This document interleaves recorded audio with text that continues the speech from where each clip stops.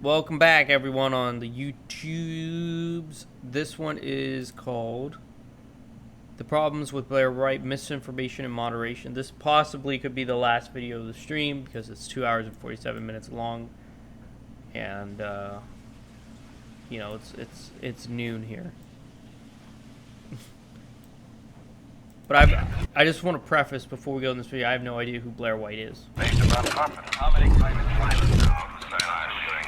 I really don't. I assume it's that person, right? There you go. I will. Hello ladies and gentlemen, and welcome to The Right Opinion, the home of a twat with too much free time. And 2020, not the most enjoyable year to say the least. Oh, it's on Netflix? Oh, dude, I'll definitely watch it if it's on Netflix, for sure. I have too much free time. I recall back to my Q&A in March, when the Nostradamus opinion later. announced that the year seemed to... Bye. Bye, Lena. Thank you for popping in. Thank you for the 200 biddies. I really appreciate it. Thank you so much for your time and giving me a great video. That was really awesome.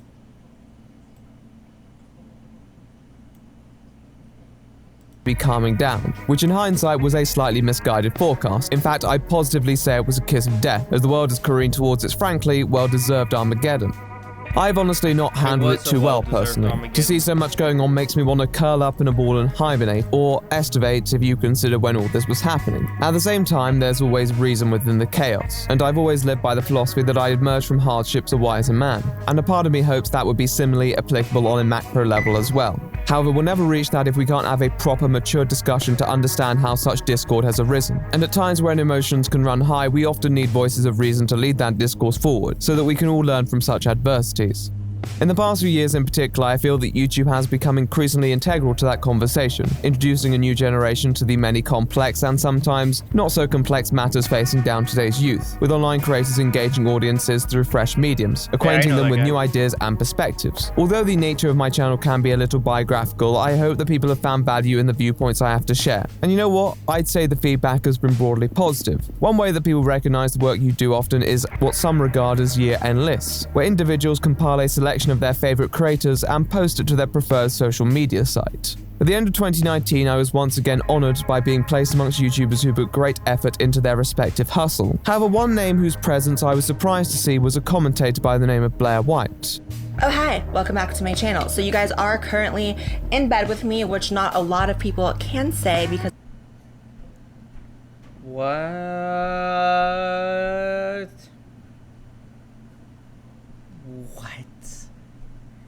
Am I watching? Who is this? And why is she so full of herself? I am very innocent. Blaire White is a creator who has been on the platform for a good few years and has spent her time mostly preoccupied with socio-political commentary. She presents her perspective from quite a unique angle, espousing conservative-leaning narratives which wouldn't be too exceptional on paper, but is somewhat intriguing when you juxtapose this ideology with the fact that Blaire is transgender. A lot of the times on this channel, She's a conservative transgender woman. Right. Okay. Sure. I guess. I can see it. Yeah. Why not? Honestly, if I didn't hear her voice, I couldn't tell. and on my social media, I'm presenting a sort of side to the trans topic that not many people are used to seeing. I don't talk about things in the way that every single other trans influencer in the world talks about. I don't talk about things in the way that every other trans activist you've ever seen talks about them. I am different. These two positions aren't entirely incompatible. When considering that the doctrine of social conservatism in particular has often been quite hostile to LGBT rights, it would seem that adopting this outlook would be counter- Has it? That's debatable. Like, I just don't what I just keep going back and forth from my stream to yours. Thank you, S10. That's debatable. What he said there. Intuitive for anyone of that demographic's denomination. However, with young Republicans and conservatives seeming to be more amenable to that demographic's denomination. However, with young Republicans and conservatives... Yeah, this is what I'm thinking. A lot of people in my group are Republican, and they deal with this all the time. They're completely fine with it. So I just don't know. Seeming to be more... amenable to pro-LGBT policy, the setting of an online platform aimed at a younger, more broad-minded audience could not be more alluring to those who may find themselves set apart from their stereotypes by their beliefs, identity, or in this instance even, both. Since launching her channel in 2016, Blaire had amassed over 1 million subscribers, garnering a dedicated fanbase eager to see her tackle subjects which can often be highly consequential for the parties involved. In many ways, her personal experience as a transgender individual allowed her to provide a new energy to previously archaic conservative narratives that were often weighed down by their inherent lack of empathy for the individuals at the heart of the discussion, while also correcting misconceptions that had previously been peddled about Blaire and many of her. Dude, I would love to talk to this woman. This sorry, did I miss him before I went off your stream? No, I don't believe so. I was just thanking you for being here. That's all. I would love to talk to Blaire White. She seems like a pretty reasonable person to talk to and have a reasonable discussion with.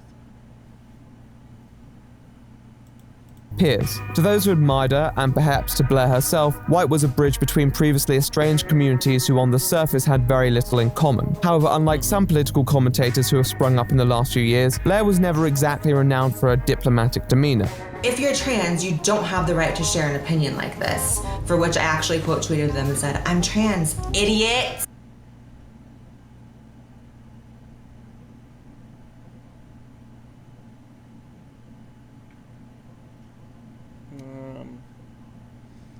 Well, I mean, okay, I honestly don't know what to say. That's a whole new level.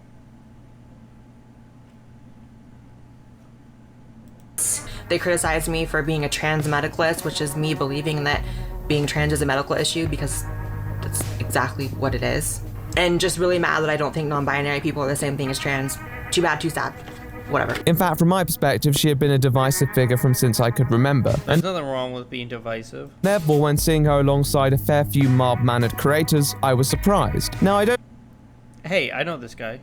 That's Scott the Waz. He's awesome. That guy's awesome. I would love to have a conversation with this guy, too. I don't follow too many commentators outside my sphere, but I stay in the loop with all the current affairs. And it was intriguing that someone who I knew for being moderately contentious among communities, to put it mildly, had won over the hearts of those who would typically steer clear of that brand of content.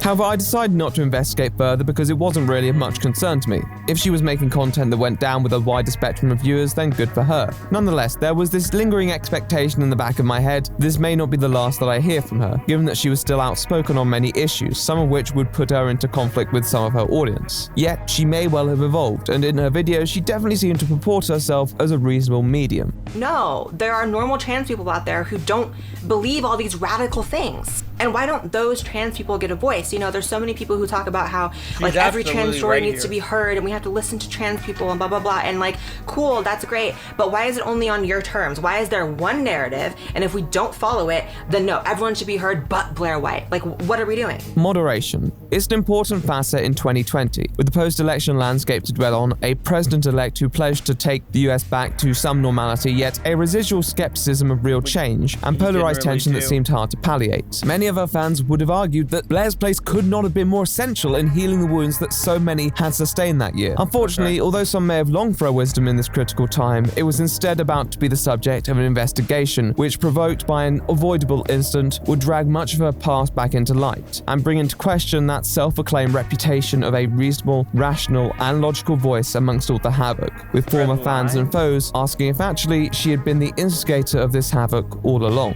I have thousands of people write to me every single day that they are so disgusted with the way that trans people are portrayed in the media, all because this is how trans activists and the more radical people on the end of the spectrum are dictating it be portrayed. Well, to answer that curious query, I suppose it's about time we take a look for ourselves. And to do so, I'd like to go right back to 2015, where the Blaire White YouTube story all began. So if you care to join me on this journey, you'd be most welcome. Without further ado, let us commence. This holiday season, save yourself from cooking, cleaning, and hosting with a trip to Evermore Orlando. I say girls every time. 2015 YouTube. How does one characterize it? Strange.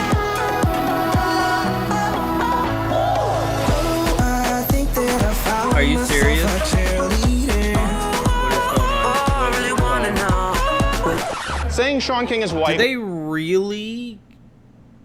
Do they really jump into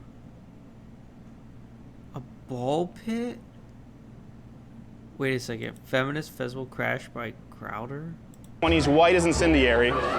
Christ menstruating with tits isn't incendiary. Stir stuff up.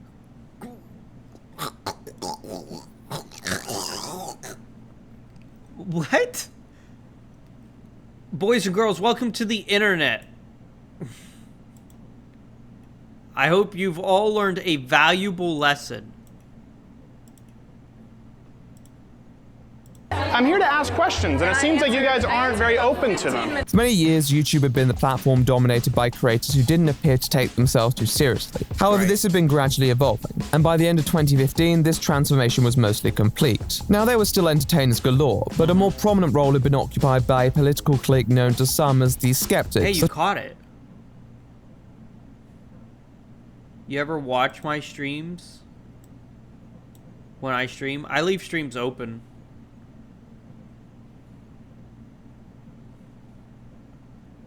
I'm not a very good, like, person that, like, sits and talks in chat or anything. I usually just leave streams open when they pop up on my feed. I think, unfortunately, a lot of people don't like that about me. Cookie yells at me about it all the time.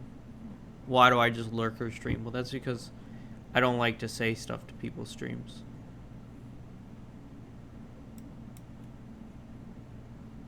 Like right now, you're just on a tab. Like I have your stream open here. It's just I don't say anything.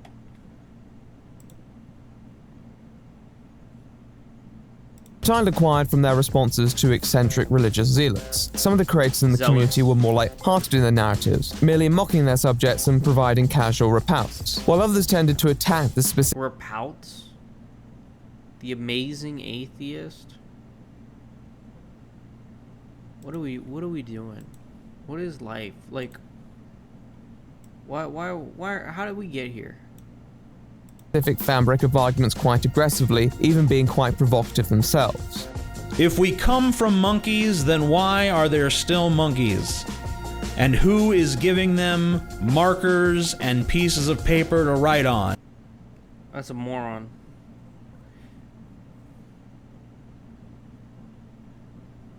It's okay. I'm still learning to stream. You've been giving me good advice. Thanks, S10. In spite of this, by the present year, many YouTubers in this field were also referred to as anti-SJWs, an it's, you know, I don't acronym for social justice warrior, because they had shifted their focus towards other targets. Dude, that guy has a top hat. I mean, a fedora. He's a cool dude, has to be. Many of whom were treated with Is social justice racist? No. absurdity or incredulity, either in their arguments or their attitudes. Now, not all skeptics went on to be anti-SJWs, and some in fact became very critical of that movement. Yeah, she was very critical. A lot of people actually really hate my reactions to Shoe on Head. I don't know why. The ones I did were contemplating male and female loneliness. However, this movement also seemed to broadly merge with creators who had not necessarily made anti-creationist content prior, some of whom gamers, others just casual creators turned commentators, mobilized by incidents such as the infamous Gamergate, or just general antics that they felt were worth calling out. Over-professional goals, thus minimizing their learning potential and their traditional marriages and annually. I'm reading.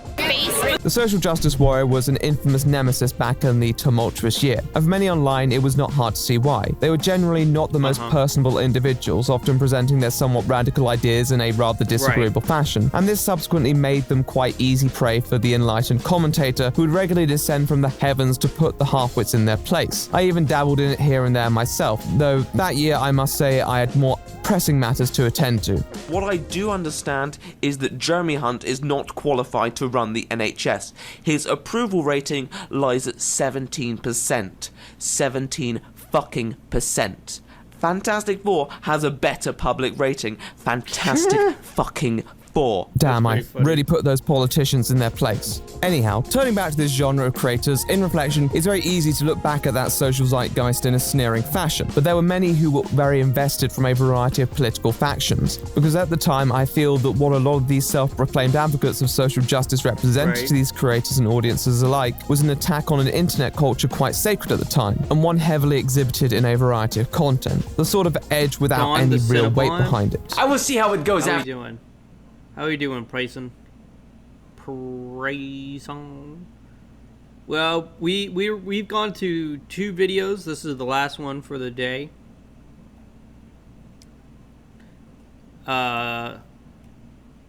Doing pretty good. Just woke up. It's very late. Well, I've been up for the last 20 hours. I haven't slept at all. So I mean, I've been up since like 6 p.m. yesterday, and I've just stayed up to actually try to get some real sleep. But this is the last video of today. It's called The Problems with Blaire Wright, Misinformation and Moderation. I have no idea who Blaire Wright is. But apparently it's a transgender woman. This was recommended to me. People send me links all the time. And a lot of people liked my previous right opinion video reaction, so yeah. I know I'm probably going to get very uncomfortable in this one. The right opinion with Dr. Phil was pretty good, though. After a week, can we do next promotion? We did a Korean drama video. The Korean drama was pretty good, too. I thought that was interesting. Hell yeah, yellow. At the same time, it's important not to undersell. Look, iDubbbz can always be funny. No matter that he takes back a lot of what he said, he's still funny. The level of political engagement in a lot of these videos. There was a lot more at stake than just what happened online, and a lot more depth to the discourse, particularly contained within a multitude of social issues which had seeped onto the platform as tensions in the real world appeared to be rising with the impending plebiscites. It was an exciting time to be a creator in that genre. Am I being a moron here? What is a plebiscite? Is that a word he made up, or does it exist? People want... Because I know a pleb and a plebeian. Just never to be involved. I assume it's a pleb mixed with a parasite, so it's a player. Maybe I can put context. One of those being our fabled title character. At this moment, Blaire was a computer science student at the California State University Chico campus. However, she was not having the most fun with her life, feeling a bit outcast by her identity. A transgender yet conservative-leaning individual, a stark contrast to many of her liberal professors and fellow students. Like many others in such a position, Miss White found more home in the online sphere, a place that she likely felt was more... Let's look at one of your clips while you're here.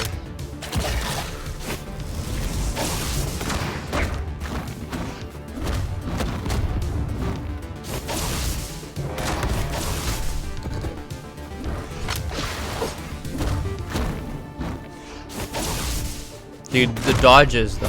What? I'm the green one. And then you did. Player 3 wins. Well, you tried. Yeah, like in my support group, they come to terms with their sexuality, being transgender is part of them, and a lot of people in my support group are also conservative, and yet they still believe this. So like, people on the internet may find this hard to believe. He's making it out like this is a rare thing. Where I am, this is pretty common. A lot more common than people want to like think about it. Accommodating towards her beliefs and attitudes. In many ways, the online world provides a protected... I actually find this incredibly interesting at the moment, because I'm here to help people.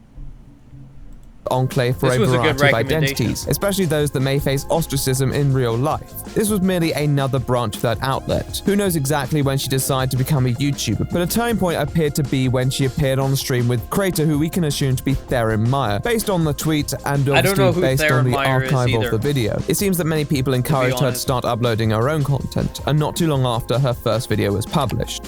Hello, my name is Blaire, for those of you who don't know, and in this video I'm going to be discussing a few related topics, one being feminism, the next being the men's rights movement.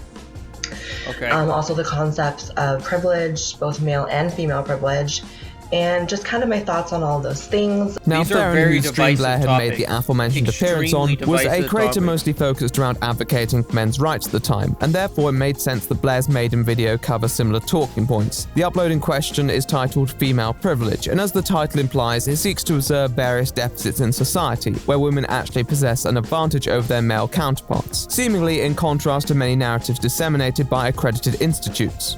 I've lived my life on both sides of the coin, per se, at different periods of my life. I think I definitely am in a position to critique the concept of privilege. That's pretty funny.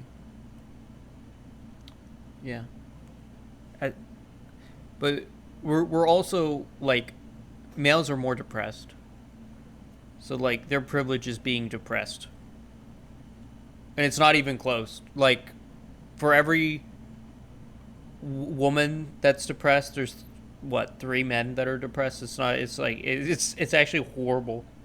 Yeah, we got depression privilege. As it's perpetuated by feminist ideology. So there was a shift that happened in the way that the world interacted with me as I went further into my transition. Sort of the way that strangers interacted with me, the way I was treated, it all changed. It manifested in ways such as doors being held open for me, seats on public transportation being surrendered instantly, really. The term ladies first is definitely something that's actually implemented. It's not just a phrase. However, Blaire also uses the video to express her own personal investments and experiences given her rather unique Chivalry has been background. going on for thousands of years. What is she talking about? Like, that's common. I don't think that's a problem. That's perfectly normal. In this dialogue. As a person who has transitioned, Blaire sees herself as someone who has encountered both sides of the gender coin, and thus also the privileges and drawbacks of constructs often bestowed onto such identities, implying this provides her with unique insight onto the topic, juxtaposing these differing experiences. She calls upon personal observations before sharing some hard-hitting statistics with her viewers. The truth is that men make up 80% of suicides, nearly half of all domestic violence victims. More men in the US are raped. That is when you factor in prison statistics. This is absolutely true. What she just spewed out facts everywhere. Look at that. And it's not really fair because she included prison statistics, but if you do, she's 100% right. Like, it's just, you know, it's emotional. Yeah, it's none of them are true, but care about us. Yeah, that's true too. You're right too. Yeah, for sure. 77% of homicide victims, 93% of workplace deaths, 88% of homeless individuals are male, and they're constantly screwed over in child custody and alimony cases. This sort of men never get children. It's like what? It's like 13% of the time.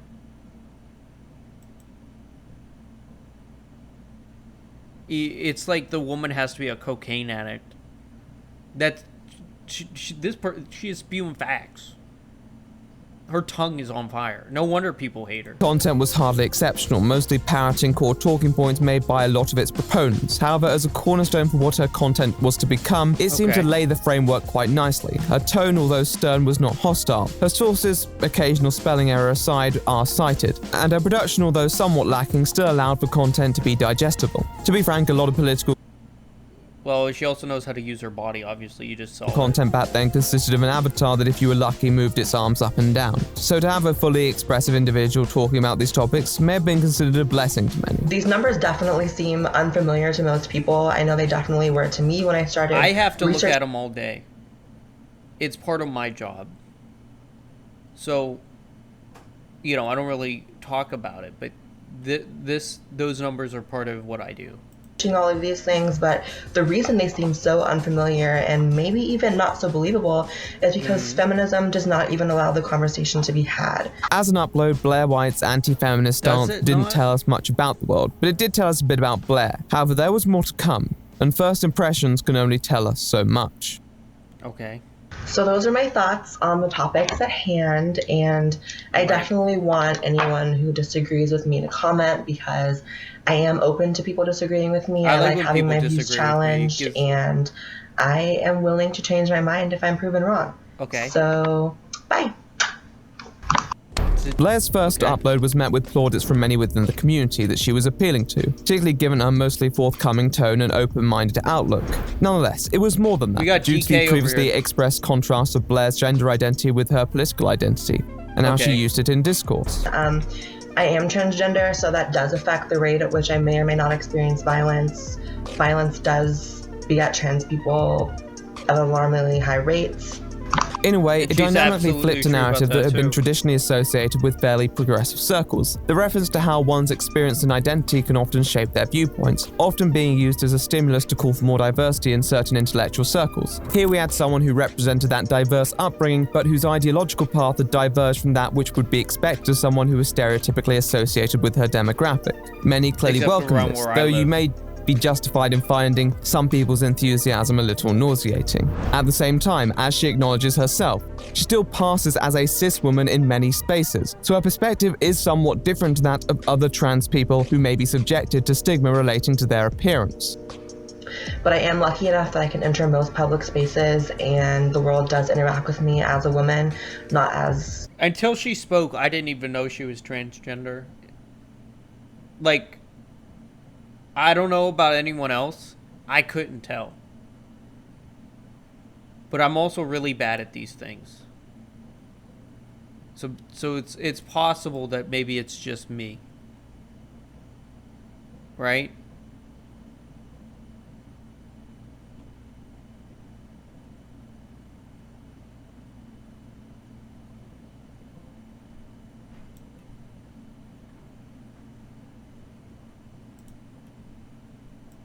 a trans person or as a man. Now, there were many criticisms that could be leveled towards her narratives, particularly given her tendency to conflate her specific experience as a woman with female experiences in general, an issue that would rear its head in future escapades. However, she didn't seem averse to criticism and still pointed towards clear systemic inequalities that should be addressed. As first videos go, it could be worse, and her next few videos followed a similar pattern. He tells a story, and I don't remember exactly what his situation was, but basically his situation was worse than any girls in this class who talked about how their boyfriend used to verbally abuse them or used to hit them or used to grab them, whatever. Everyone in the class started laughing. Literally. So, I think the only person that didn't laugh was me and the instructor, the professor. And the truth is, you know, more women in the US are affected by domestic violence in terms of being victims. Yeah. But it's something like over 40% are men. Because if you take out the prison, this is true. This is a true statement. So it's not like it's... And people are dickheads, so of course they're gonna laugh. I have little to no faith in humanity. That's why I listen to people and their problems. 90-10 or 80-20. It's like 60-40. And I would venture to guess that it might even be closer to 50-50 if you take into account the fact that men don't talk about it. And when they do, they get laughed at. Anecdotes interspersed with some factual information, often as a secondary feature. This isn't to her detriment, and there are many perceptible benefits to this, such as a more intimate relationship between the creator and their audience. But it also means there is a sense of trust that needs to be invested in the creator. For some people, that degree of trust needs to be earned, but if you're speaking to a believable experience that resonates with people, then the threshold is often lowered. So certain stories of institutional intolerance may hit closer to home for some individuals, particularly if it fits into their worldview. And back then, the idea of vicious, college-dwelling feminists who had it in for every cursed bloke who had ever set foot on Earth wasn't one that seemed far-fetched at all, especially with the prevailing narratives in many of these communities, substantiated by many, frankly, unflattering clips. What? Humongous what? Humongous what? Humongous what? Humongous what? This person just spoke to me in a sexually harassing way. I did not. Yeah, he did. Blaire's early output was definitely built on a somewhat personal connection between herself and the audience. This could also be reflected in the fact that her fourth video was a Q&A, surprisingly premature for a channel's lifespan, but she portrayed herself as an open book who felt comfortable divulging details about her life, which consequently commanded a lot of respect from her viewers. However, at the same time, this personal journey granted her with a lot of flexibility in the topics she could tackle, and with each subject she approached, we seem to learn more about her and her curious opinions. Her videos were even structured in a way so that they would follow on previous theses, though this may alienate people who don't necessarily agree with her presuppositions, especially ones that kind of assume that she was correct, which wouldn't necessarily be the case. So now that we're all in agreement that feminism is indeed cancer, let us take a look at the ways in which... Well, I don't know if feminism is indeed cancer. I don't know if that's a true statement. I don't fully agree with that. Feminism is like a virus, able to spread its misinformation, half-truths, blatant lies, and overall retardedness through the internet. Oh, okay, I guess we established that then. The thing is that it's hard to go along with these assumptions when a lot of Blaire's points aren't the most ironclad. And to be brutally honest, Blaire's content didn't particularly stand out in the points that she made from a lot of other creators, sometimes falling quite short. And it's true that women do have a higher pressure to look youthful and to stay young because we do value that in women within this culture. But, you know, that expectation is directly perpetuated by women. You know, the billion-dollar beauty industry, which is advertising anti-aging creams and Botox and things like that, those are largely ran by women, made for women. Yeah, but so it's also because if this meme is trying to imply about that Instagram and looking large or different, they want to look at like the best model. Why do you think people believe obesity is a slur word? You can't say obese. Well, guess what? There's people that are fat pigs and are disgusting, and yeah, obese is the way to describe them because they're gross and they will die at an early age. That's just simply how it is. So, simply saying women cause this, I don't believe that to be completely true either. No, I think everyone wants to be popular and look nice. And this is coming from someone who was an ex-model. That men are doing this to women, it's actually not true. This is from a video titled Feminism is Pointless, though it was very charmingly titled Feminism is Cancer at one point, where Blaire reacts to a slew of memes that vary in their logical soundness, but also expose some of Blaire's internal biases, such as the one shown in that curious clip. Now, even if Blaire was correct in her assertion regarding industry leaders, it wouldn't necessarily be a valid response because the meme was a critique of society rather than men specifically, and it never asserted that men presently were the sole cause of harsher beauty standards that are often imposed onto women, an issue that Blaire acknowledges as existent right off the bat. Now, as noted, this is freshman content from our budding creators, so we can't expect everything to fall into place perfectly. I'm sure I and many other creators were hardly producing content of the highest order at this size, but it was symptomatic of that desire to prove a point, even when there wasn't one to be proven exactly. So this one's cute. It's a picture of a feminist father wearing a shirt explaining that when it comes to dating his daughter, he doesn't make the rules and her daughter's boyfriend does not make the rules. So if you want to stick a blowtorch up his daughter's hole and tell her to pretend to be a Charmander, he's fine with that because it's her body. Thank you for your contribution, Blaire. Yes, in spite of the... I don't know. My ex's dads still write to me and talk to me, so I guess, like, maybe I have no right to say. I have no idea. I've never had a situation like that. Personal tone and story shared, it feels like there is still a default back to a generic narrative employed by a lot of creators around that time. So it's really frustrating to me that we live in a climate where there's all this discussion of gender politics, and these conversations often include things like manspreading and mansplaining and catcalling. And we have this huge elephant in the room, 80% of suicide victims being male, and we're not talking about it.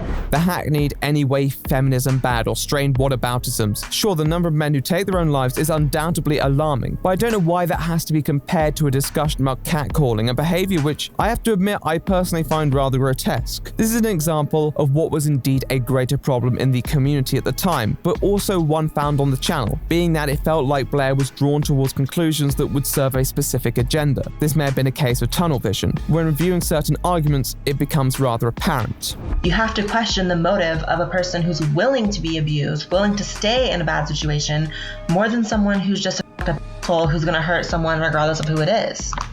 There had to be something more to Blaire, something that would elevate herself above the rote anti-SJW commentator. Well, there was. Her unique perspective and identity, right? Well, going off the first few videos, it was hard to exactly see how this influenced her worldview, but this was all about to change very soon.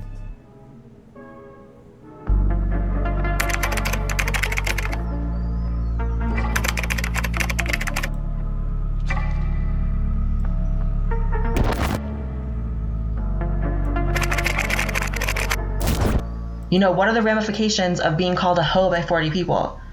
It'll affect your social life, probably. It's embarrassing, probably. But what are the ramifications of being accused of being a rapist? You see, Blaire's video responding to the feminist memes was an interesting one in particular, because it definitely showcased a capacity for her to be a bit more assertive. As stated, there was a mixture of tones in which creators addressed the subjects of their videos. In earlier uploads, whether you agreed with Blaire's conclusions or not, she didn't seem outwardly hostile. But this in particular seemed to be a pivot towards the combative content often tied to some of the edgier creators in the genre. At the same time, though, they were memes, and you could argue that she was at least mirroring the same energy that many of them emanated. It wasn't a typical Blaire White video. No. I think the video of interest comes a couple uploads later. Hey guys, so one of the things people ask me about pretty often is my opinion on the sort of long list of arbitrary, obscure gender identities that exist out in the world. Which video could this be? Maybe it's the one titled Trans Mentally Challenged. I will expand on why this is, though once again mostly serving as casual grounds for our channel's hostess to spew opinions on a hot topic, is also a very relevant video, as for the first time, Blaire's opinion on many trans issues is coming to the forefront of her brand. So yeah, I think all these identities are largely bullshit. I think they're super arbitrary. I think they're super meaningless. I think people who take them on are usually extremely boring and have nothing else. That's highly debatable. That's a debatable thing. To their personality other than I'm demi-queer, non-binary, gender special snowflake kin. And if you pay attention to these people, you'll notice that very rarely will you meet someone who identifies as one of these things who is not heavily involved in political activism to some extent. In the video, she dismisses individuals who lie outside the traditional gender binary, makes some pretty generalized, presumptive comments about their status and motives for assuming such identities, and in general comes off as quite elitist. These people are usually middle class, white, never had to struggle with anything in their life, but they want to call themselves a suppressed sexual gender minority as a means to silence any type of opposition they have in any type of political conversation. Because in our current political climate, oppression is a very valuable currency. Now, I'm sure there are many responses one can formulate to her statements here, and comments that you and I are itching to make. But now, I would like to put a pin on it, as I think we best keep an open mind and merely say that it serves as a good precedent for the content that was to follow. That rather noticeable distaste that Blaire seemed to possess for those who fell outside the acceptability range of traditional gender norms. Yes, and as I noted before, when approaching topics on previous discourse, even topics pertaining to gender like the upload before, she seemed reasonable. But this was a turn, and this persisted in uploads following as well. Not just in her tone, but in her attitude towards others. And I will elaborate here. I avoided explicitly mentioning the title of this upload as it's not a term I tend to indulge. However, back then it was more than commonplace. In spite of this... Look, calling someone a retard, it's not necessarily bad. You know why? Because human beings are just gonna find another word to call someone that's mentally disabled. Like, you're saying retard's a slur word, or of some kind, but if once you make it a slur word, they're just gonna replace it with another one. It really doesn't matter. In the whole grand scheme of things, it's a word. Oh, yo, it's offensive.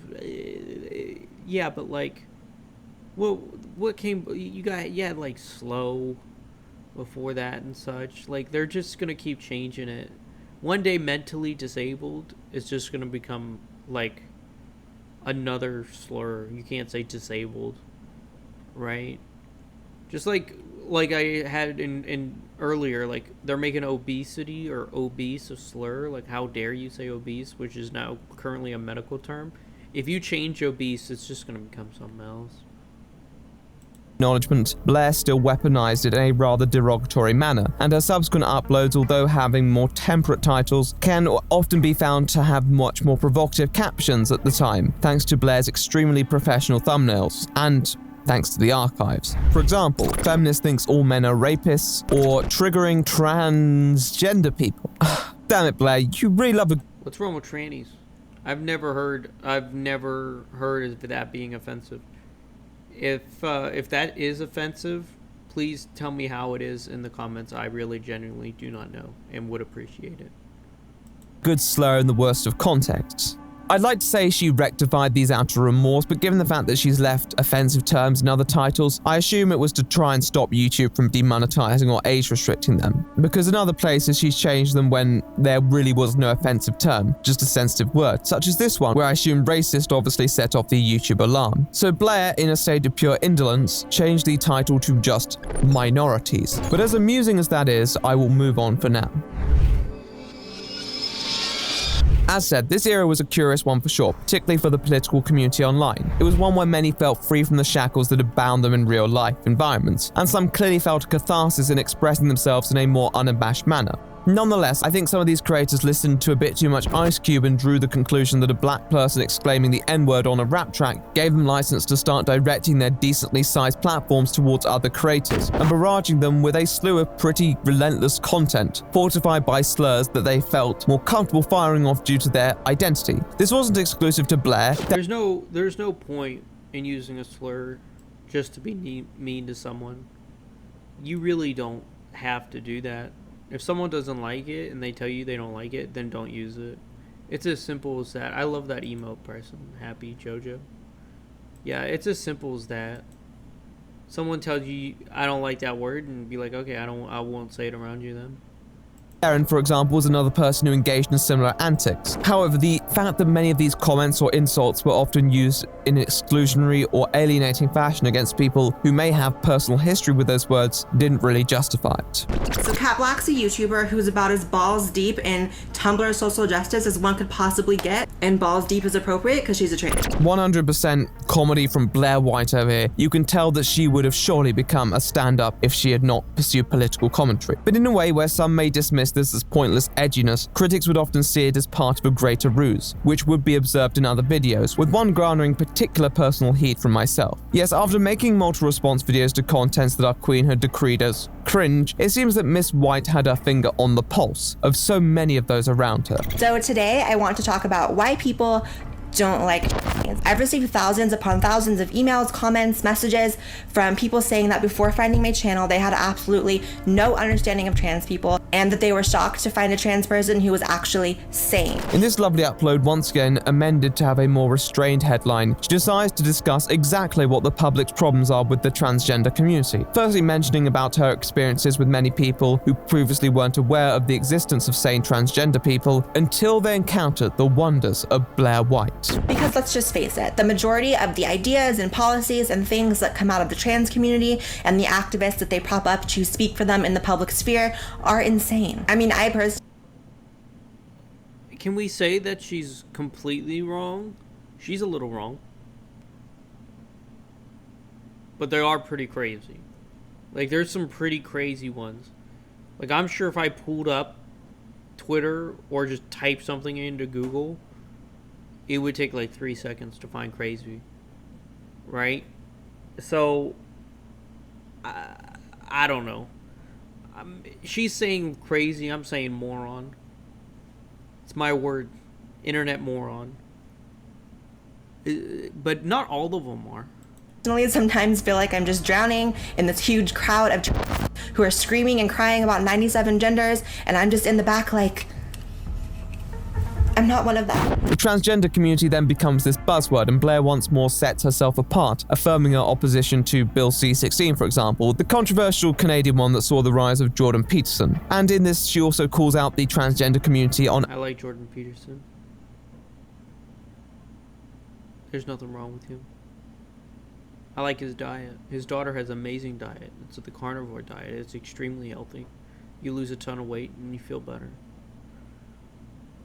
Other incidents, such as one where trans activists were allegedly pressuring the midwife community into using gender-neutral terminology, referencing an InfoWars article, which could have used a little research in itself, because most evidence... I don't think you ever should reference InfoWars. Come on. We're talking about Alex Jones.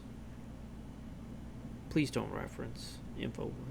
Appears to imply that there was little to no evidence of any pressure being applied at all. But okay, that's one reference. We'll put that aside for now. Her point is clear enough regardless. But I'm sorry, like I said, acceptance is a two-way street, and behaving like insufferable children who place emotion-based arguments over fact-based arguments is not a way to get anything done. There was a moment in time where Blaire White just wanted to grill. But that was no longer an option, and in taking a stand against these trans activists who were making all these unreasonable demands of society, she was proving that transgender people weren't this monolith that many had previously assumed them to be. But was anyone ever saying this, and was Blaire's narrative really as altruistic as it appeared to be?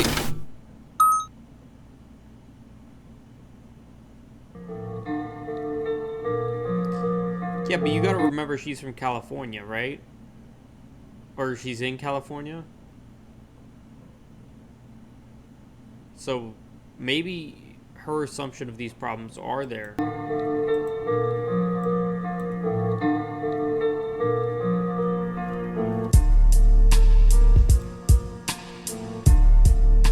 Instead of arguing for the validity of transgenderism on a neurological or physiological level, you guys instead give up and start screaming and crying about how there's 97 genders. It's like, calm down, calm it down. The examples covered in my previous part may have found Blaire approaching the aspects of trans issues from different angles, but they all seem to transport me back to the school playground in a way, and I'll explain why in a moment. The channel was always a very personal venture, and this upload was no exception, because although she proclaims that she is attempting to decipher the issue, she does seem a bit hostile. Just a bit. Like, there's nothing wrong with people saying whatever they want. You know, it's not really your problem, is it?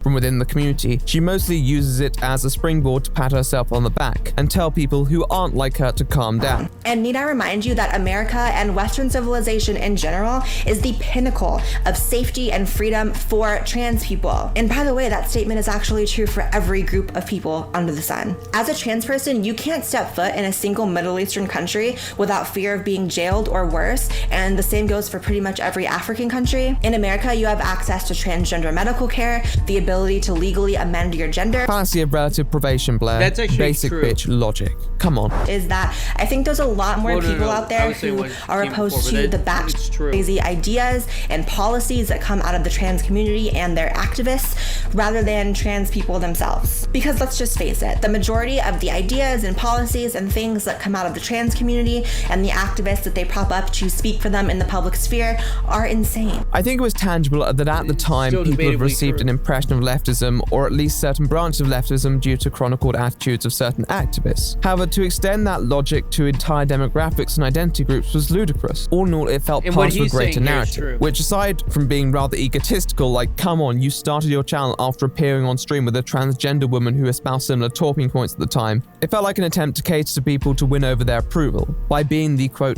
cool transgender person. This may be impudent of me to say, but it felt like the goal of 2016 Blaire was her own acceptance rather than acceptance of the greater community. On Twitter and YouTube, she would present herself as the emissary, but I don't think the opposite could have been more true in a way. It felt like a playground where she was trying to fit in with a certain clique by ostracizing others, by proving that she was worthy, almost like initiation. In response to this, you could say that, okay, the mainstream was a lot of the time the intolerant progressive lot, and maybe at her university it was. I'm happy to entertain that. But on YouTube it was a very different story, and once you take advantage of the power that you have to belittle others in your own domain, then you're no better than those you chastise so fervently.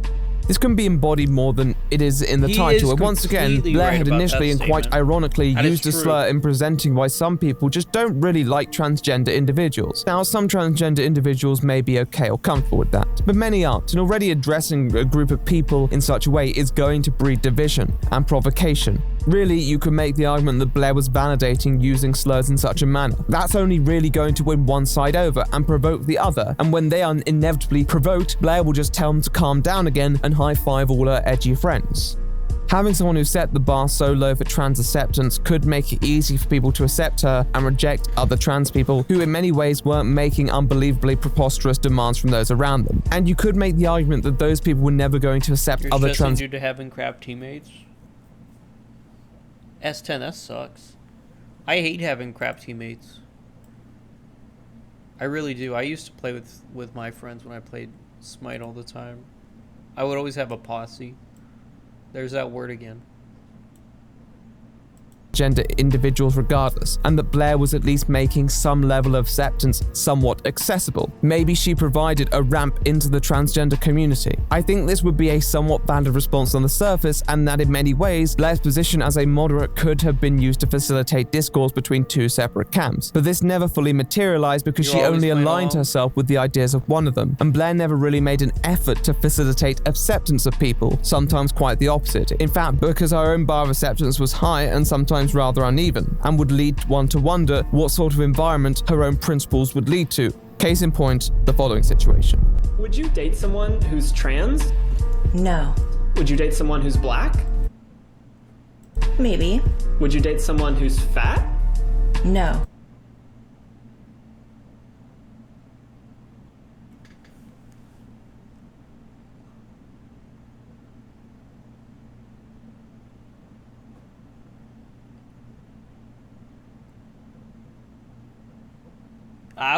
That's a no. That's 2 no's. I don't know. I would say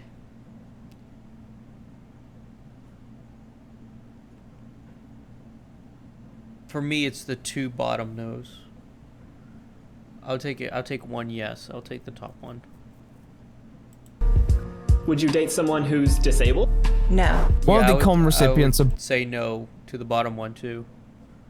I wouldn't do that one either. Bloodline.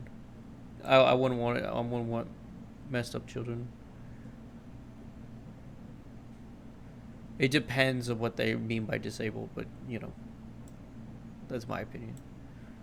Blaire White's responses was created by the name of Riley Dennis. She was known for her takes at the time, which many found contentious, particularly given the era where she posted a preponderance of her political opinions in. I have to admit that I disagreed with a lot of what she had to say at the time, and I still probably wouldn't align with a fair proportion of what she said then today. However, disagreement is a healthy constituent of academic discourse, and the online sphere should be fertile ground to nurture productive discussion. However, Blaire's demeanor towards Riley isn't what one would always characterize as, well, healthy.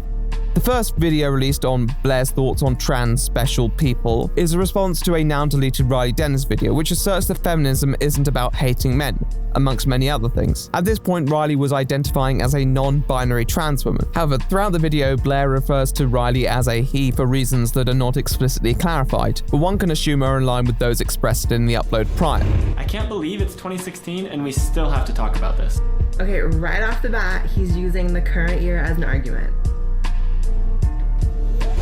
In another video where she contends Riley's assertion that misgendering is violence, Blaire generally avoids referring to Riley under any pronouns whatsoever, an option she probably thought was decidedly smarter given the topic. After concluding that misgendering is not violence but still a dick move, she takes the time to express her feelings on the matter of Riley's gender.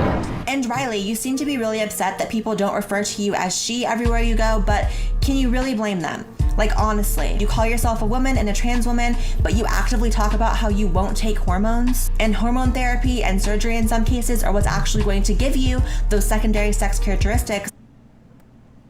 This is a mixed thing. It's a bit of a dick move on her part, but she's also true. It's true, but she is being a dick move. So, like, just because it's true doesn't mean you have to say it. That allow people to visually perceive you as a woman, even if you are biologically male. Now, her statements on what Riley said are completely false, but we'll cross that bridge soon. We have other antics to address first. In tweets around this time, Blaire was still taking more than enough liberties on labeling Riley under male pronouns, once more reaffirming her sentiments on the transition, and proudly undermining any neutrality conveyed in that YouTube video. And a couple months later, Blaire returned back to using male pronouns in her upload. In spite of this, Blaire had also still used the heralded transgender slur in titles referring to Riley's uploads, which I find surprising if you didn't actually believe Riley to be transgender, really having your cake and eating it there. I have to say that I found what was flip-flopping at best and straight-up self-contradiction at worst, and some other things as well, rather confusing. Is this what bridging the gap looks like? Well, maybe that's not what it appears. Maybe over time, Blaire worked up this theory in her head regarding Riley, and in an upload posted to YouTube on June the 18th, 2017, her theories come to the forefront of the commentary, with multiple backhanded comments about Blaire's thoughts on the verity of Riley's gender identity. What were these thoughts? Okay, Riley, I know you're having trouble with this whole transition thing. mainly that you haven't done it, you know, if you went on estrogen, your sex drive wouldn't be so high and you wouldn't be guilt tripping people into having sex with you. Just saying. But if anyone calls you a white supremacist, you deny it. If anyone accuses you of guilt tripping lesbians into sucking your dick by saying you're trans, deny it. Blaire's suspicions were very clear. Riley's existence as a trans person was merely political and self-serving, and that in time this would be revealed as she wouldn't follow through on her transitioning properly. Why won't Riley take the estrogen? And what would it tell us about her? Ooh. Well, hey everybody, so today, the day this video is going live, I'm going to be on my way to San Francisco in preparation for my facial feminization surgery, or FFS for short. Somebody was about to have their well-deliberated theory swiftly debunked, leaving us to wonder if these playground hijinks were really worthwhile. Okay, so that's fine.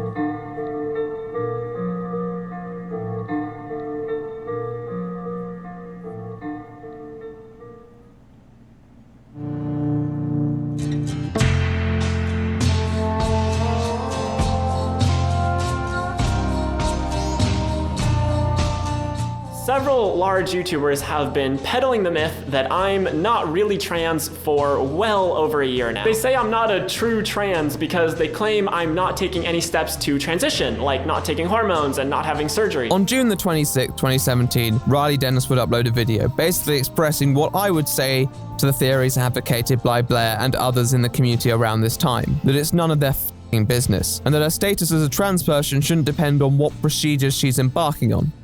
These people who vehemently hate me and make videos misgendering me and insulting me and making assumptions about my personal life, they feel entitled to information about my personal life. But I don't owe them that. I don't owe anyone that. What happens in my personal life is nobody's business but my own. What medications I take, what surgeries I have, what steps I take to transition, all of that is my business and nobody else is entitled to that, especially not strangers on the internet. I have every right to keep all of that information to myself. Being trans is not defined by hormones or surgery. Surgeries and hormones do not change your gender identity. External things like that do not affect your internal sense of gender, which is what being trans is. So I don't want this to come across as me trying to prove that I'm a good trans now. I will be just as trans after FFS as I was before FFS. And I refuse to throw other trans people under the bus just because they don't take hormones or haven't had surgery or don't pass. Because I think that's a really gross way of gatekeeping who's allowed in the trans community. However, it doesn't stop there, because Riley also reveals that she will be actively undergoing facial feminization surgery in the next few weeks, and had already been receiving hormone replacement therapy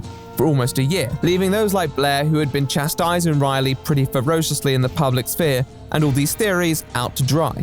I'll add that our progressive friend here didn't come unprepared, dropping an ample sum of receipts to reinforce just how unsubstantiated many of these claims made about her identity were. All these claims by other YouTubers that I haven't been on hormones were just completely fabricated lies, not based in anything I've ever said. In fact, a couple months ago, I got really worried about this. I knew that I hadn't talked about hormones since I had started them, but I thought maybe I had said something before that. So I searched through my Twitter timeline for any mentions of hormones or HRT, and I only found 2 tweets where I talked about hormones in relation to myself. One was from over a year ago, and I said I was planning on starting hormones as soon as I moved back to the US. The second one was also from over a year ago, and it was me saying that I was planning to start HRT soon. That's it. Those are the only times I've ever tweeted about hormones or HRT in relation to myself. And I was literally saying that I was planning to take hormones. Anybody who took half a second to search through my Twitter could have found this information. So I think I'm going to be starting hormones. I don't know about surgeries or anything like that yet. It's all kind of up in the air for me. But I have proof from YouTube and Twitter that I'm right and they're wrong. They've been maliciously and intentionally spreading lies about me. Obviously, at approximately half an hour in total, there's a little more discussed than what I've spoken about now. But as a scathing clap back to many of the conspiracists, the video served its purpose, placing the ball quite squarely back into Blaire's court. Now, as Riley had indicated, Blaire wasn't the sole proponent of this narrative. However, as a reasonably sized creator and a transgender woman herself, it was pretty imperative that this little blunder be addressed. So on June the 29th, 3 days after Riley's shocking revelations, Blaire uploads, "I'm sorry." Okay, so this is a video that I really did not expect to ever make. Ever. but those are always the most interesting ones, right? In this video, Blaire takes responsibility for advancing the narrative that Riley was what many at the time regarded as a transgender, the political leeches. However, she also expands on the reasoning for what led her to such a conclusion, which I personally find a little dubious. One of the biggest things that I took issue with was that I assumed that Riley was taking on a trans... What are you talking about? Boo, sorry, videos usually suck. I don't know what you're referring to. Gender identity and label for political purposes. Transgender. I just watch the videos that people send me. Now, I had a lot of reasons to believe this. The first being statements from Riley about growing up and never questioning their gender. As a trans person myself, that's very weird to hear. Because growing up, my earliest memories in life were that of questioning my gender and of questioning the gender role that I was expected to fill. So as a trans person, I couldn't get in the headspace of what? How did you never question it? Another example is Riley's statements that trans people don't always want to transition. And again, as a trans person who's known many trans people, I couldn't wrap my head around that because for me, keep this going, 'cause I don't care about what she said. Usually when YouTubers apologize, they usually never mean it and try to turn it into something else. That's what I mean by sucking. Oh, yeah, for sure. Yeah, absolutely. With no real action behind it. In retrospect, it's easy to say these justifications seem rather flimsy. Anyone may grow up without questioning certain aspects of their identity, particularly in certain environments, and to doubt the veracity of a person's gender because they have the courage to admit that seems extremely cynical. And Blaire's other reason basically being that she went along with the mass consensus is barely a reason at all. Nonetheless, she had to explain her rationale whether it made sense or not. If that was the impression she received, then so be it. And once that was out of the way, she cut to the chase. And to be fair, her reflection is pretty strong and suitably self-critical. But the incessant push to prove that Riley was not trans, so it's not as bad. I'm just realizing this was probably one of the better. Was probably really hurtful. And I'm aware that there's no way I would have known before the video where Riley actually discloses this information, but I feel like I was still in the wrong for trying to assume what was in someone's heart and mind when there was just simply no way I could have known. And make no mistake, it should have been. In many ways, it was starting to sink in that there was a toxicity in this online community that she was contributing to. Beyond just the narratives of making assumptions about transgender individuals, deciding who was truly trans or not, there are other statements she had made. For example, this one towards fellow trans woman Steph Sanjati in 2016. When Steph tagged another trans woman to ask why Blaire has to attack their appearance when she clearly has no clue what she's doing, Blaire decides to jump in on the statement to inform Steph that she looks like a linebacker. It's so extra and unnecessary. In this specific case, I think Blaire misconstrued Steph. Yeah, but that was funny, right? Look. That was a joke. Blaire was making a joke, and it was funny. I'm gonna give that, just because it was extreme for a joke. I'm siding with her on that one. Comment as an attack on her appearance rather than just going out of her way to offend. But it was indicative of how antagonistic she had become, how skeptical her own perception towards many of those she shared experiences with was. A much worse situation included her making a rather mean-spirited comment in response to a video by a person who was posting. A situation included her making a this isn't a hate comment, but you know how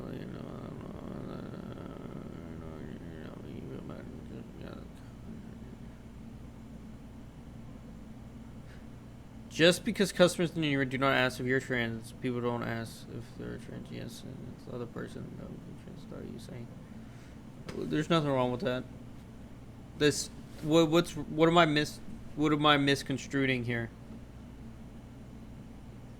She is literally telling her to do better, to succeed. Like I don't see the problem with this comment. Am I in the wrong here?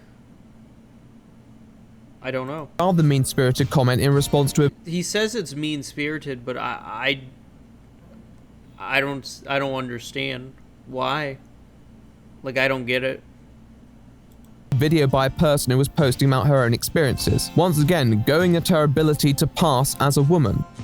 So one thing has become pretty apparent since starting my YouTube channel, and that is that the trans community hates me. Throughout her time on YouTube, she had made a deal about being the public enemy of many of these trans women, how they hated her, how some couldn't be as good looking, how they weren't as pretty. And beyond all the complex theories that could arise as to why she did this, it was simply rather catty behavior. As her platform grew, having such a demeanor that could influence the actions of viewers, particularly towards the subjects of her videos, some of whom transgender, this could easily cause unintended grief, and Blaire wouldn't want that, especially as someone who had experienced that personally. With reference to the video about misgendering, she was at risk of becoming everything she had criticized in the past. At the end of the day, personal ideology transcends identity, so singling transgender people out in the way that Blaire did on the basis of political disagreements alone wasn't really the most salubrious for either party. And I'm someone who's had my transition picked apart online. There have been Reddit threads and 4chan threads with hundreds of comments on it of people trying to prove that I'm not trans because I haven't done this or that, or, you know, digging up my old pictures. And, you know, I'm a strong person, I'm a happy person, but to sit stealing, like looking up their old videos, welcome to the internet. Get used to it. If you can't be criticized on the internet, get off the internet. The internet is for criticism. The internet is for making someone else feel terrible. That's what we exist for as human beings on the internet. here and pretend like it doesn't affect me at all would just be a lie. So the thought that this entire time I've done that exact same thing to someone else. This is true. And push that off on someone else with me. And I'm sorry. Now, that was a really good response. Wow. I give her credit for that one. For sure. I think there were some who probably doubted the sincerity of this apology. At the end of the day, this was a narrative maintained over a year by an individual who, given her own self-admitted personal experiences, should have known better. However, at the same time, as a person who did have some authority within the community, speaking out on the matter would at least cause some to listen to her who may not otherwise relented. Maybe the growth and the community she was in had taken her on a bit of a power trip, and this was the warranted yank back down to earth she needed. You know, this whole thing has really taught me a lesson that I should really try to stick to ideas, opinions, policy, rather than like trying to get in someone's head and like make judgments about something that's so personal and so nuanced. To many, this appeared to be a turning point in Blaire's content, as she committed to making her videos more focused on their political roots and gravitating away from the petty remarks and character judgments that had landed her in hot water this time. Whether Riley accepted it herself, we'll never know, though she did upload a video just over a month later discussing how to make a good apology video. Although not mentioning Blaire's video at any point and using a different example completely to illuminate her thesis, it was a bit coincidental for some and seemingly reignited the feud between the two creators, even causing the video to be temporarily taken down in the process due to flagging. Fantastic. But deep breaths. Blaire still had a new leaf to turn over. We were going to talk. If someone flags your video, they're automatically the one in the wrong. About political content, and a bit of a Twitter spat between old nemesis isn't substantial enough to say that she had returned to old habits. No. As the content went, it looked like there was a new direction for Blaire. And to be honest, maybe it was the fresh start she needed. I'm going to open this part by at least defending Blaire White to a certain degree. I know, I even surprise myself sometimes. As much as I've detailed aspects of her channel and her behavior in a pretty critical light, it's important to recognize the zeitgeist and how that may have influenced her comportment. I know that to many people, even myself, that it may have seemed like she was pandering to seek approval from the online crowd, but throughout that period and even up to this day, one of the prevalent narratives espoused by individuals from within this realm was that these ideas were the counterculture, that this was a pushback against the mainstream ideologies enforced by oppressive neo-terrics who didn't even want to allow room for discussion. Blaire had been there herself. She'd set foot in the liberal university campuses and encountered that environment firsthand. That edginess that some wanted to shut down was part of that movement. It was greater back then. In her own mind, Blaire may have felt she was the one fighting back by saying what she said. She was joining the resistance, and this attitude that she adopted was part of that movement. That she wasn't pandering, she was adapting, and many other people did the same. Channels from all genres probably said stuff they would never be caught saying today. Many commentators being no exception. Here the idea lingered that maybe some of Blaire's antics were in part a product of their era, like some of the other creators who had also been in that position as well and had since reformed themselves. How this would only be answered by her content and how it would develop in relation to the evolving YouTube ecosystem. With the observed incident grounding her, this would definitely be a chance to realign those values. I'm not infallible. I've definitely, over the course of doing political commentary for the past almost 2 years, I know I've probably said things that are not true, thinking they were true. I've definitely accidentally spread fake news, and I'm definitely not calling myself a fact machine. 2017 was an interesting time. In my opinion, it was when the pushback against presiding anti-SJW narratives on YouTube began to gather momentum. And the science says we're all on a spectrum. No.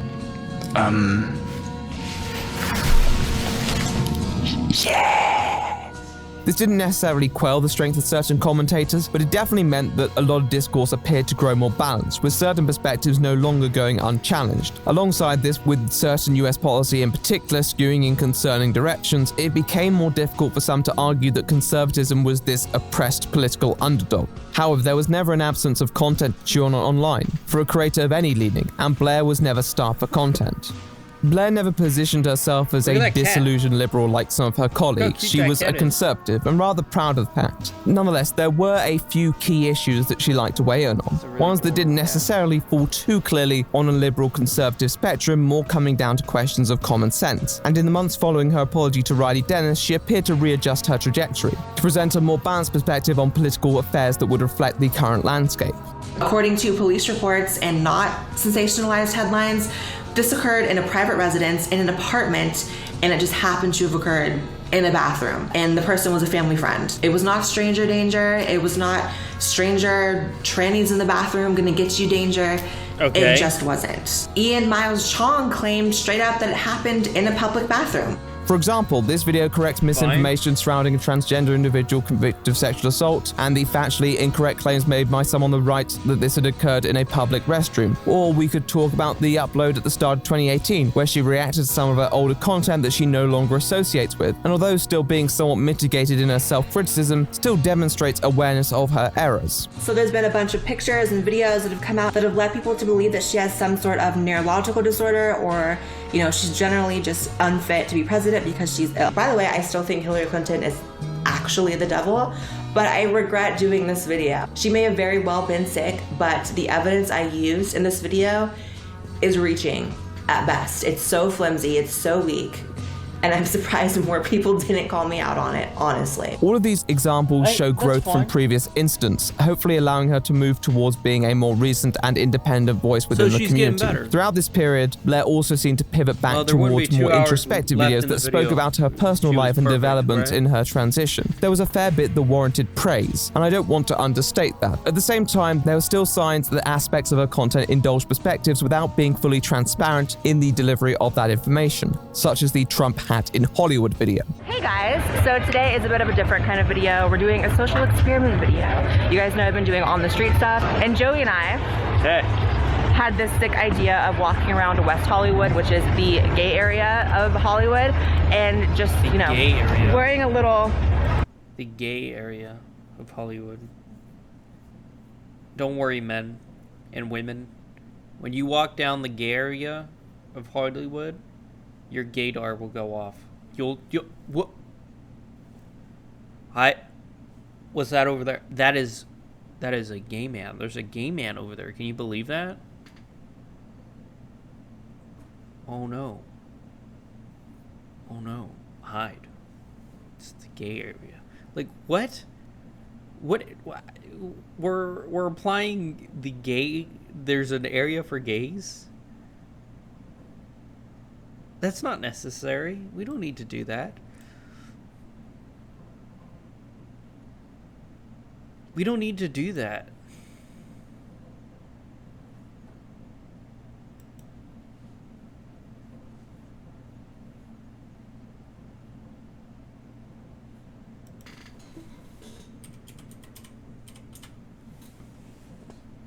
Hat that we think people will be really upset about.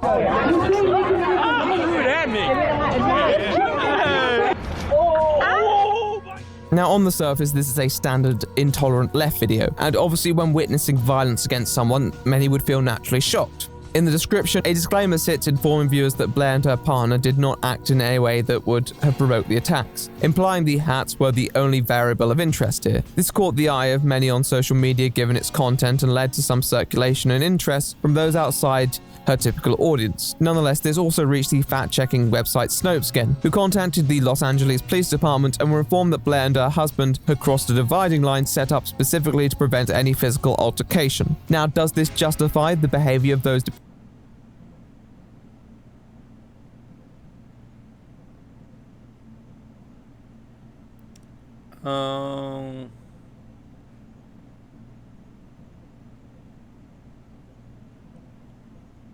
There's a dividing line?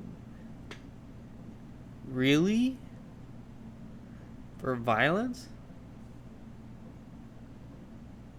Well, you have the right to go wherever you want.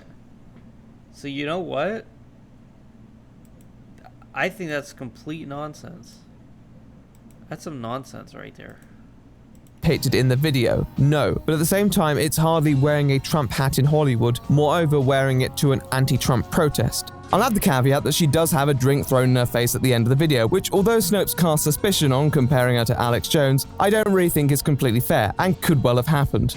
At the same time, given the framing, doubt is obviously going to be inevitable, and given how heavily edited the video is, it's hard to arbitrate exactly what happened. But maybe that's just clickbait for you. Nonetheless, certain concerns harbored go beyond a single video. No, these other beasts, let me not say beasts, but these other people who are pressuring people to be with them, it's gross. Yes, I'd say there are still comments present that showcased her rather flippant nature and desire to one-up those she viewed unfavorably, but these were asides and a far cry from what she had perpetuated in the past. We can all be divas from time to time, can't we? I mean, let's be honest, most of the people who complain about this kind of thing are the worst people, the most undateable, cringy, miserable individuals, just very tacky. Well, I don't know, but as we move further into 2018, she seemed to distance herself more and more from the political community that she had previously shared. That's because she was afraid of being canceled, and she wanted to keep her views to keep money up. There's no other reason that there wouldn't be. With. Her content gravitated towards topics that felt more vlog-oriented in a way, and this inevitably yielded some questions from viewers who are familiar with her more outspoken self. Although I think many were expecting a new direction, this certainly was a different flavor. Eventually, she'd upload a video explaining exactly why she'd done this and the reasons behind it, and to be fair to her, many of them seemed quite justified and believable. So the simplest answer as to why I've steered away from politics, at least recently, and at least for now, maybe not forever, is that, quite frankly, I guess just the best way to put it is politics, and political commentary specifically, has effed up my life. The FBI incidents, the going out in public and having people try to fight me, the doxing, the stalking, the people entering my building, all that kind of stuff, my family being harassed. And, you know, I am at such a place where I feel like, has it been worth it? I moved to LA almost a year ago, and one thing about LA is there's a lot of work here, so a lot of other political commentators, other people who you guys know, I'm not talking about obscure people here, a lot of them either live in LA or they're constantly in and out for work, filming something, doing whatever they do. So I've met almost all of them. People I've either been on their show or on a show with them, or I went to a dinner with them, an event with them, or I became close with some of them. The amount of them that I've met that have told me either directly or in a roundabout way that's very clear that they don't believe everything that they say that they believe when they're on camera. A lot of them just flat out don't believe. They're just actors. Grifters, threats, doxers, they're all plausible in such a polarizing community with such potential. And if you can't handle that, then it's understandable that you'd want to take a step back. It'd make anyone feel rather dirty once they've been exposed to it long enough. And the video itself feels like Blaire finally washing her hands of such toxicity. This was the movement we needed. It comes in such extremes. It's like something really amazing will happen and I'll get like the coolest opportunity ever, but then something really effing terrible will happen. And it's these crazy highs and lows that I feel like are a lot more extreme than if I just did other types of content that make me equally as happy, you know? But were those hands as clean as they appeared? I didn't see anything wrong with that statement either. That seemed fine.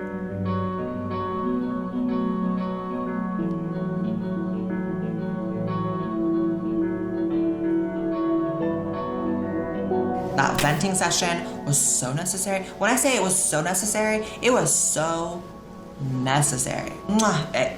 It felt amazing. The video about why Blaire changed seemed pretty conclusive in the moment, rather scathing towards many aspects of the community and even the media beyond that, ending on a rather affirmative note that would cause many to assume that she was mostly finished with political content, at least for a while. And it's just not a world that I feel super comfortable in. Do I still care very much about politics? Absolutely. But being involved in this commentary world is so toxic. However, it seems the contrary appeared to be the case. In fact, it looked as though Blaire's open venting made her feel more reassured in returning to topics that she had distanced herself from. And after a month interval, she returned to a schedule of more politically oriented content. I'm not entirely sure why. It's not like many of the concerns that she had outlined in her video could subside. In fact, you could argue her shedding light on them had only heightened the attention they could receive. But if that's how she felt, then that's her prerogative. Hi. So I know I said in the last video that I wasn't going to talk about politics anymore. That was a lie. I'm a liar. Because women lie. Just kidding. That was a joke and probably not fitting for this video, but... Well, I appreciate the honesty, Blaire. Her first video back was a response to the slogan, "Believe all women," a rather contentious phrase which some advocates claim has been unfairly conflated with the similar though not identical "Believe women." As you can probably assume, Blaire's position on this slogan was unsurprisingly quite critical, though not necessarily making the distinction mentioned prior. Nevertheless, the video was well received and she appeared to return to her routine schedule of content. This may have spiked some unease amongst those still skeptical of her intentions, especially considering some of the clickbait and chosen subjects. Right, Dennis? But hope may have been instilled as she appeared to stand by her reformed demeanor and refrain from shabby character attacks, even reconciling with one of the individuals she had previously been rather insensitive towards, and recognizing her responsibility. So all in all, we could say there was progress made. Correct? Yep. Well, let's not get ahead of ourselves, because again, as time elapsed, it felt like this was waning. So today I have one of the cringiest videos I have seen in a long time on the interwebs. I mean, the content itself was still lightweight. On the interwebs? That hurts me down to my soul. My very core is hurt by the interwebs. The best and a bit misleading at the worst. I know it's kind of Blaire's style to not create the most demanding content, but conversely, I think there are videos which just end up failing rather in their portrayal of the source material, and once again fall back onto this idea of catering to a perspective. Now, obviously anyone would be pleased that her content is less incendiary than it was before, but at the same time, having many prominent flaws and just subtracting the evident offensiveness previously present doesn't necessarily make it good. And make no mistake, there isn't a great divergence from precursory output. For example, this video where she responds to a notoriously unpopular Teen Vogue upload. It's important that we really break down what are we talking about when we talk about sex and gender, and is there something called biological sex, and what does that mean? Now, there are certainly points... That was the worst thing I ever heard in my whole life. Like, I feel like I've gotten dumber listening to that. I think I may have been dumber. Can't even make real sense. Points in the original that could be disputed, but a load of Blaire's arguments are pretty lazy too. This idea that the body is either male or female is totally wrong, and I am living proof of that. We know She literally just said that she's proof of that and didn't explain why. Like, it went on to the next scene. That is true. Blaire, she literally elaborates on this later on in the section. I identify as an intersex woman. I have gone through surgeries that have really stuck with me through my whole life and affected a lot of different parts of my life. Okay. So I'm going to retract my statement. If she describes it, then we're all good. There's no problem with that. So that I can fit into this box of female. The video's over 7 minutes long and these segments are even shorter, so you'd need to have a pretty short attention span to miss it. And as said, it's not an infallible upload, but she skips over so much of it and responds to the parts where she can drop a sassy takedown comment, some of which doesn't even work in the greater context of the original video. Another example would be the classic "The Mob Tried to Cancel Me Again" upload, where Blaire is rather angry that an event she was part of hosted by Walk Away, a prominent LGBT movement promoting exodus of the Democratic Party was moved last minute due to an open letter and accompanying dossier published by online communities, documenting what they had deemed as behavior contrary to the values of the venue hosting the event. She initially scolded the LGBT center for their decision to refuse their guests, and all the fans they would inevitably put out of pocket with the impending cancellation, a comment that some would deem slightly ironic given that she was accused of doing the same 1.5 years prior for a debate with Theron and ContraPoints.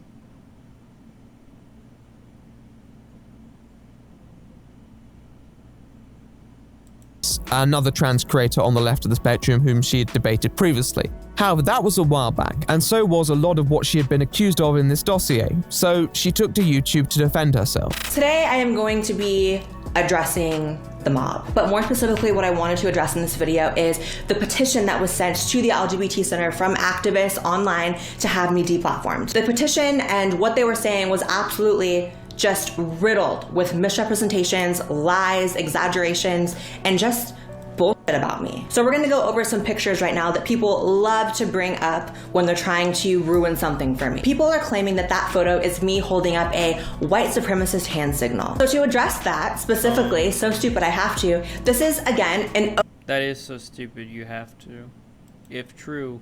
But like, how much of this are we saying is true? But at the same time, I don't necessarily believe she's wrong. Any person would defend themselves if they think they are being attacked on the internet. So you have to give them the benefit of the doubt, even though she's being a bit of a moronic person here. Okay hand signal. This is not a white supremacist hand signal. In the video, however, Blaire picks out 2 isolated examples from the document in question, and even then somehow manages to take one of them out of context. So here's another photo people love digging up from 2016. What is she saying? A photo of me apparently in blackface. This is all well and good, so but she's omitted the caption, and this caption was present in the document, so there's no real reason to do this otherwise unless you view it as strictly irrelevant to the discourse, which I would find unlikely personally. Now, does this make the offense terrible or even comparable to a lot of what is normally considered blackface? Not necessarily. This is not blackface at all. Come on, like if we look at like H3H3 doing the thing, this is a joke. It's just like whatever. Because if you donned it with the primary intent of being a beauty treatment, then that's important information. However, it was still posted to social media as a reference to blackface, and that is of interest. But that's like not a problem. This is a joke. Like how do we not see this? And Blaire was aware of that. However, instead we have to deal with the incredulous tone and touch from the astounded commentator who puts all these bottom feeders in their place. It's just so ridiculous. And it's even more ridiculous that people have the nerve. But she's treating other people like morons here when it was her own fault, so you can't feel bad. To misrepresent someone like that. And It's strange to me because it doesn't seem like a point that's impossible to respond to in its full context, and yet it was still watered down. Even with this considered, there's a lot of the document that Blaire just doesn't respond to at all. Some of it I can understand, she doesn't consider it a big deal. Other parts, well, be in a lot better place. But unfortunately, we're at a place where instead of actually defeating your political adversaries with logic and reason or debate or hell, even a screaming match, it seems to be easier to brand them as bigots and brand them as people. My favorite anime? Mine? It's High School DxD. It's not even close. Like, it's way above any other anime I've ever watched, for sure. I have all the books and everything. Who don't have a right to speak rather than debunking their speech. And that's incredibly sad, let me tell you. When videos are like this, I just wonder why they're even made at all. And maybe that's what I get for making videos as long as I do. Yet it seemed for every step Blaire took forward, they were offset by shortcomings that could have been alleviated if she'd been a bit more meticulous or upfront. I used to play drinking games. Every time a boob popped up on screen, we would take a shot. And let me tell you, those were the nights I've gotten more wasted than any ever I've ever gotten. Eventually, I do plan to do reactions to High School DxD, like I did to Hell of a Boss on YouTube. So that's gonna be fun. in the material she presented, and that for someone who valued facts and information so much, they could really be lacking sometimes, for the most pointless reasons as well. It's hard to fully diagnose what was going on, because it never felt fully malicious, just very lackluster, and I received the impression that maybe Blaire was becoming tired of her content, maybe she was on autopilot, maybe she needed a new calling. Well, as we move deeper into 2019, I'm getting pretty tired. It seems she may have found it. I'm slowing down. This is definitely the last video for sure. New Calling by Pepe. Of course it's by Pepe. So I guess it's time to introduce a side character. This is an individual by the name of Jessica Yaniv. She first hit the headlines in mid-2019 after filing multiple complaints with the British Columbia Human Rights Tribunal as she was refused Brazilian waxes by beauticians and seeking damages from each individual involved. She claimed this was discrimination on the basis of her transgender identity. However, the defendants Okay, it's 11:22 a.m. here. It's 1:22 here. It is 1:22 p.m. It's just that I've been up for like 20 hours. Tested, they were not. I didn't sleep at all. Like I've literally either been streaming or working on videos since like 6 p.m. yesterday or something. Comfortable or experienced with her genitalia, which included a phallus. There's a lot that takes my interest regarding this case that could be discussed in the future, but for now all I'll say is that there are many that understandably didn't sympathize with her plight and questioned her intentions in initiating these proceedings given certain details. Additionally, others following the situation decided to dig further into her antics, discovering a consistent pattern of rather inappropriate and predatory behavior, provoking condemnation and backlash towards the controversial figure. However, it appears there was another person with an eye on the debacle, Blaire White. Now, Blaire had perhaps signaled her intent to pursue a new direction a week before, although once again not in the most graceful form, after she had confused a Twitter user by the name of Princess Steph with a TikTok predator by the name of Mama Steph, in full-fledged serving the wrong Chris Hansen style. She had deleted these tweets shortly after realizing her error, though I'm not ever sure if amends were made. Nonetheless, a good few days later, she probably felt on more sure footing as she launched a pretty extensive attack on Yaniv, who she branded decisively in her upload as the trans predator. Week, this is trans activist Jessica Yaniv. Now, this person is the walking, talking, living and breathing embodiment of what people fear when it comes to trans people. I do not believe this is a trans woman. I believe this is a predator posing as a trans woman. Now, make no mistake, none of these messages are how women... If you didn't spend enough time to write to the right person, you couldn't even tell who was the right person on Twitter. That is pretty moronic. That is pretty bad. Like, honestly, that's embarrassing. And of course she gets herself into drama. Why wouldn't she? She's a YouTuber who's looking for views. That drama is life. Talk to each other, or trans women talk to women or anyone. Yaniv clearly has an obsession with, you know, feminine products and women and girls, and it's incredibly disturbing, and this needs to be called out. The video delineates the evidence accumulated against Jessica while also discussing the greater impact on the trans community and how the general public may regard it, lambasting the activists who haven't spoken out. Why are you silent when this type of thing comes up? This should be part of your job. It should be part of your job as an activist who wants to apparently put trans people in a better light and better social standing. It is important for us to distance ourselves from this. I'm not here to police what, you know, other trans public figures do with their social media and with their platform, but they seem to complain about a lot of stuff, right? And I know they've seen this. So maybe to those people, I would ask, when you're writing, you know, your 17th tweet about how bad I am, maybe use one tweet to be like, that's not us, this is horrible. In many ways, these assertions don't feel out of place for a standard Blaire White video, but the narrative of exposing someone for such egregious behavior appeared to provide it with greater moral foundations, attracting praise from a broad spectrum of viewers and galvanizing her ratings and engagement like seldom before. And when a formula works and you seem to be enjoying it, like Blaire was, you pursue it a bit further. I feel like this channel is becoming a predator hunter channel, and I'm actually 100% okay with it. So a few more videos go up on the matter. A couple of these continue to follow the Yaniv saga, including a belated live stream in which both the participants clash heads pretty explosively. They discuss a medley of subjects, with Blaire occasionally just driving home the very pertinent point of how much more attractive than Jessica she is, instead of merely calling Yaniv out for a blatant bigotry. country. You didn't answer the question. If you go, for example, no one's denying me a facial. I'm sorry, but no one's going to deny me a facial. What? Why? And honestly, a facial. No one would. Okay, me. I don't want to deal with fantasies in which I want. I know, but Blaire, this is not a fantasy. I can show you right now that they did deny me a facial. I mean, maybe you, but I'm just saying for me that wouldn't happen. Overall though, I think it does contain some interesting character indictments about Yaniv at least, so I won't complain too much on that front. However, some may begin to question this general direction on the basis that Blaire's content was portraying transgender individuals in a negative light. After all, what does a person's identity have to do with how they behave? Well, in another video about an individual who Blaire believed to be enacting sexual roleplay disguised as transgender activism, she appears to explain this justification.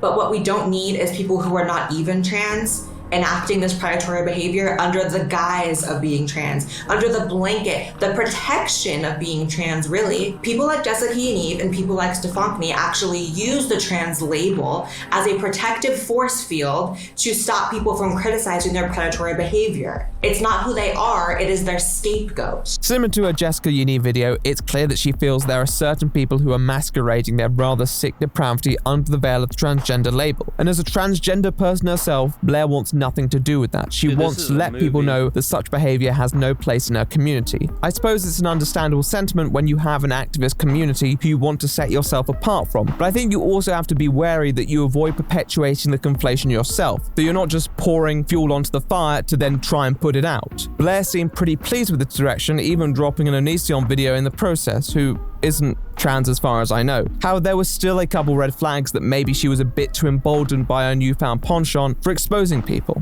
Where drag queens are brought into public libraries, elementary schools, preschools, kindergartens. This is a strange title. I'm gonna be honest. To read to children. What would RuPaul think, right? And they come in drag, and it's supposed to be this thing that's very mind-opening for children. It's just this super woke thing. So meet this man, Albert Garza. Drag queen performer, has performed numerous times at Drag Queen Story Hour to underage young children. Okay. And what do you know? He's a convicted predator, but is somehow still allowed to read to children as a drag queen. In this video, she decided to cover a predator who was participating in a drag queen program, providing it with a title as endearing as ever. However, when initially released, it had this thumbnail. What's the problem? Well, the problem is that this drag queen in the thumbnail has nothing to do with any of the charges actually mentioned in the video. In fact, the only acknowledgement of this person is at the start, where they're once again so tastefully placed alongside the news report of the actual offender's conviction. Bringing drag performers together with little kids is kind of a perfect relationship. I'm hoping what the kids get out of coming to Storytime is an opportunity to see that things that are different aren't scary. Relationships and gender identities and everything. A revelation that a registered sex offender participated in a Storytime for children might be surprising in and of itself. When called out for this, Blaire did make the change relatively quickly, but it does lead one to wonder how many times this can happen. I don't really like the video much either. It felt like the reservoir for such content was already running dry, especially given the fact that the video once again just sucks. And to make matters worse, there's a library board in Wichita that can't seem to agree. They can't come to a clear consensus on whether or not convicted child predators should be reading to their kids as drag queens. I'm not joking. It's a thing. This article states, board members were split between those who said registered sex offenders should be automatically disqualified from ever giving a talk at the library, and those who said it should be allowable in some circumstances. No, it's a zero circumstance What thing. circumstances is it okay for a predator to speak to kids? She's absolutely Blaire, right. have you heard of scrolling down? It's literally written there in the article. The exceptions that could be considered. You can disagree or dispute them, but you can't act like they don't exist.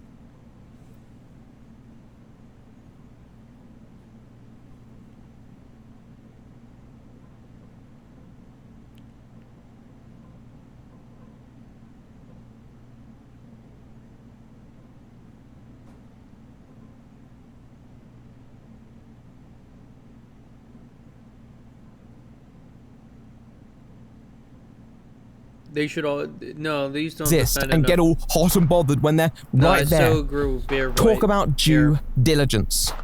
Deep breaths. They should have been Focus. banned completely. Yeah. But what I am saying, which is what something that LGBT advocates don't seem to ever get through their head, is that sometimes you guys are so lax and so interested in being woke that you leave the door open for this. Stop.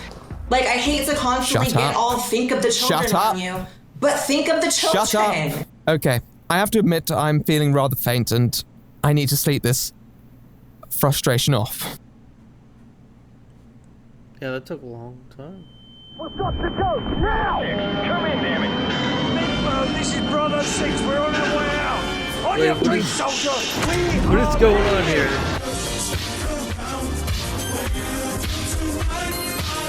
What, did she take it 1 to 100 somehow? Okay, let's regather myself. Where were we? Nobody likes predatory behavior. It can be pretty much universally denounced, and Blaire going after people who had acted in such a way was a goldmine, whether always completely accurate in the assertions she made or not. However, it also bestowed Blaire with power that she'd previously not been accustomed with. This social gravitas, a currency of credibility that extended beyond a political clique. This like complete change of heart if in person you weren't so fake. I continue seeing how fraudulent they are and how gross of a community or genre of content that is. It's starting to again affect my willingness to be part of that community. And obviously all doesn't mean literally all. There's 2 or 3 good ones, but the overwhelming majority and those people that you guys know are just liars. Now, when she made the video about why she had changed, it may not have served her channel much purpose in the context of the political content that followed almost immediately after, but it did begin to cement a distancing from certain highly polarizing figures that throughout much of the channel's early stages, she'd found herself rather congenial with. The political community that was once rather tight-knit in 2016 had definitely divided itself in the years ensuing, to those who had become more amenable to leftism, like Sean Head for example, and those who were still quite resistant to it, and this would only become more lucid as time transpired. Both of them very much. I really do like both of them. But it's become obvious that Sean Head is becoming radicalized towards communism. And in fact, I, with my burner account on Twitter, tweeted at her, look, dude, by the end of the year at this rate, you're going to be a communist. And she replied with never, and then deleted that tweet. And all we see now is this radical cascade into what appears to be just full communism. And I'm just staggered by it. Blaire was no different in this sense at least. 2016, Blaire hung around with a very different crew than her 2019 entourage. The strange detail in Blaire's situation is that she maintained a lot of her narratives that remained critical of communities that she'd always been outspoken about. However, pairing them with topics that exposed predators appeared to win over a larger audience and push her more into the mainstream. Finishing the saga off on the Onision video was a fitting end, especially given the apolitical nature of despising him. Hating people who behave in such a manner transcends politics, and even if you don't agree with Blaire, a lot of people found it in themselves to look past their differences to support her crusade. In a way, it's what finally made her mainstream, which is a pretty incredible feat considering less than a few months ago she was lamenting cancellation of the walkaway event due to the antics of her and her peers, and her continued involvement with that movement since. However, as soon as she'd embraced her new direction, she once again shifted course back to more political content. This was fair enough, I suppose. She likely would have received flack for over-stigmatizing the community if she'd only spoken about the worst of the worst through her archetypal lens. On the flip side though, there wasn't any greater cause that could shield her from criticism for short. Political content is not surprising in the slightest. It is what she was good at, and is what she was known for. So why wouldn't she? This Comments that may be present in her content, so it was more imperative than ever that she be rigorous and balanced in her presentation. Was she though? Well, I mean, let's tackle the 3 most prevalent issues with Blaire White throughout this video so far. Poor research, reckless insensitivity, and I suppose what many would regard as invalidation. The last one you'd hope would be a mostly outdated criticism given the fact that she'd obviously acknowledged how unfair she'd been in the past towards trans women who didn't pass enough in her eyes, and how she wanted to move back to more serious, sensible content. However, the upload after this exposing phase, she uploaded a video video called The Truth About ContraPoints and Non-Binary, covering the incident that transpired in the political community at that time, where Contra had faced some pretty hostile resistance after expressing a predilection towards attitudes and environments with a more traditional approach to gender roles over the, quote, hyper-woke spaces. Now obviously this is a person sharing their experiences and thoughts, and even if you disagree or think it could have been worded more sensitively, some people definitely overreacted. However, Blaire had her own take. Well, maybe her opinion has reformed since then. Of course, speaking of transition, from what I can see, the overwhelming majority of non-binary people do not transition. They don't get surgery, they don't get hormones, etc. Of course, there are some, and there's going to be someone in the comments, I know of someone. Okay, cool, you know of someone. In terms of gender, I have about as much in common with a non-binary person as I do my fiance, who is not trans, just a guy, because he stayed at point A. Just like non-binary people do.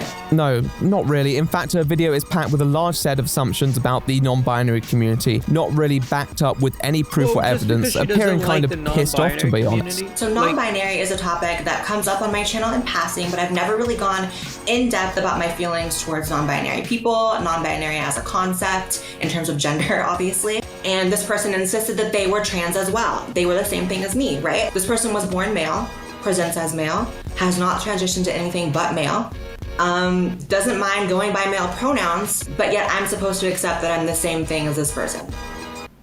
I'm sorry, but I'm not. She's 100% right. She's 1000% right here. I also can't really endorse her assertion that this is the first proper time she's made her feelings apparent on the matter. I think she's been pretty clear. Even in the midst of her hiatus from the political community, she uploaded a video where she reacts to a non-binary individual with her friend and fellow creator Eden the Doll, and makes some pretty disparaging remarks while also continuously failing to address them correctly. When you're assigned male at birth, you have to fight like hell to be feminine. You have to fight like hell to be feminine. He had to fight? What was your fight, girl? Picking the right shade of lipstick? He's talking about a fight to be feminine when it's like, oh, a fight like surgery? Oh, no, he's not done that. A fight like hormones? No, he hasn't done that. I'm gonna agree again. She's in the right here. As much as it may hurt his feelings, these have definitely tried much harder, these two. And they deserve their title, where that person, the other person, the it, is just saying, you know, he can believe what he wants, because everyone has the right to believe what they want. But is it fair? No, because they've tried harder. A fight like therapy? Oh, he hasn't done that. A fight like changing your name legally? Oh, he hasn't done that. So what's the fight? I feel like whenever people says like to refer to them as they and them, they're like kind of saying that they have like multiple personalities. Look, there's a lot of people that go by they, them. I'm gonna, look, I've lost friends over this, right? I'm on Blaire's side here. Like split personalities, like a million people in one. She also chose this practically unknown non-binary person as the, quote, worst SJW over numerous other public figures in another video between then and now. So here's one where she claims there's no such thing as male and female brains. That's what's really, really annoying, is you have all these random, honestly, cisgender people claiming to be trans to look cool, and spreading out things like there's no such thing as male and female brain. And then we find ourselves over here, where she keeps reiterating the fact that non-binary people are not the same as her, which is all well and good, I'm happy for her, but it's a misleading point. Now, take a look at this very short clip in which I tell the non-binary individual that we are not the same. My name is Blaire, I'm transgender, and I'm a Republican. My name is Jamie. I use they, them pronouns. I identify as a queer, non-binary trans femme. I also identify in the A spectrum of asexuality. I believe non-binary is under the trans umbrella. Not even a little bit. Like, it's not even close. Look. You can be gay, right? You can be queer. Okay? You can be your furry. You can be trans. You can be bisexual. You can be heterosexual. But non-binary? At what point are you just strange? What point is just strange a word?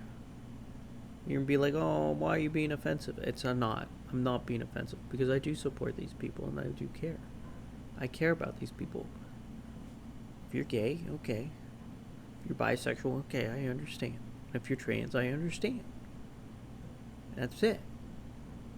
Those three. Alright? Everything else don't make no sense. Don't make any sense to me.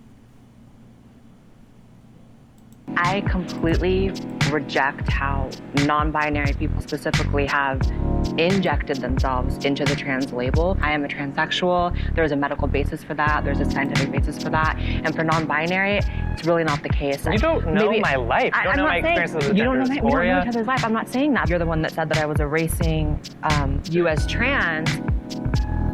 I am. Like, you're not trans. Like, there's a medical definition of being a transsexual. I'm gonna stop you. Jamie, how are you doing?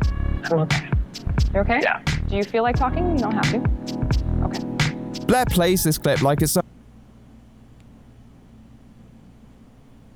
She's absolutely right. It's not fair. No. Look, I believe in being nice to everyone and just letting people think what they think. But she has the right to believe that it's not fair because she has tried so hard to be that way. And that other person, unless she or they, them, goes through whatever process Blaire goes through, don't have the same right. You can't just belittle and steal the title without it being deserved. How would you feel? Honestly, tell me. How would you feel? You'd be pretty hurt by it. Some huge gotcha, but it actually just shows the disparity between the 2 points she's trying to make. Someone has asserted they fall under the umbrella and Blaire disputes that, which is her prerogative, but that's not equatable to saying that another person was claiming you were the same. In fact, they seek to emphasize they believe in a more inclusive label that Blaire seems rather bothered by. You could only reclaim that these 2 points are compatible if you solely derive your identity from your trans label, something that I'm sure Blaire would never advocate for. No, I am not trying to bash non-binary people. I'm not trying to say that I'm better than them, above them, higher than them. Okay. We all put our pants on one leg at a time. We are all equals here. What I am saying is that we are different. Okay? It seems to me that the goal of non-binary people is to completely destroy and deconstruct the binary. And the goal of trans people is to operate within the binary, as in moving from one to the other. Listen, guys, I'm talking about peace, love, understanding. I love everyone. We're all equal, especially the greengrocers. I'm sure some of them are great people, but I'm pretty sure the greengrocers are kidnapping cats and claiming the reward money when missing posters are put up. I have to save some of this, but the point being, if you didn't like Blaire before, she didn't seem to be more sensitive, and when it came to validation... This is someone who is not trans. This is someone who's claiming to be trans by what? Putting on lipstick and then going in the media talking about trans issues as if they know. Well, if there's moving the goalposts, Blaire was moving the gateposts. But at least she still had her research sorted, right? Well, let's talk about it.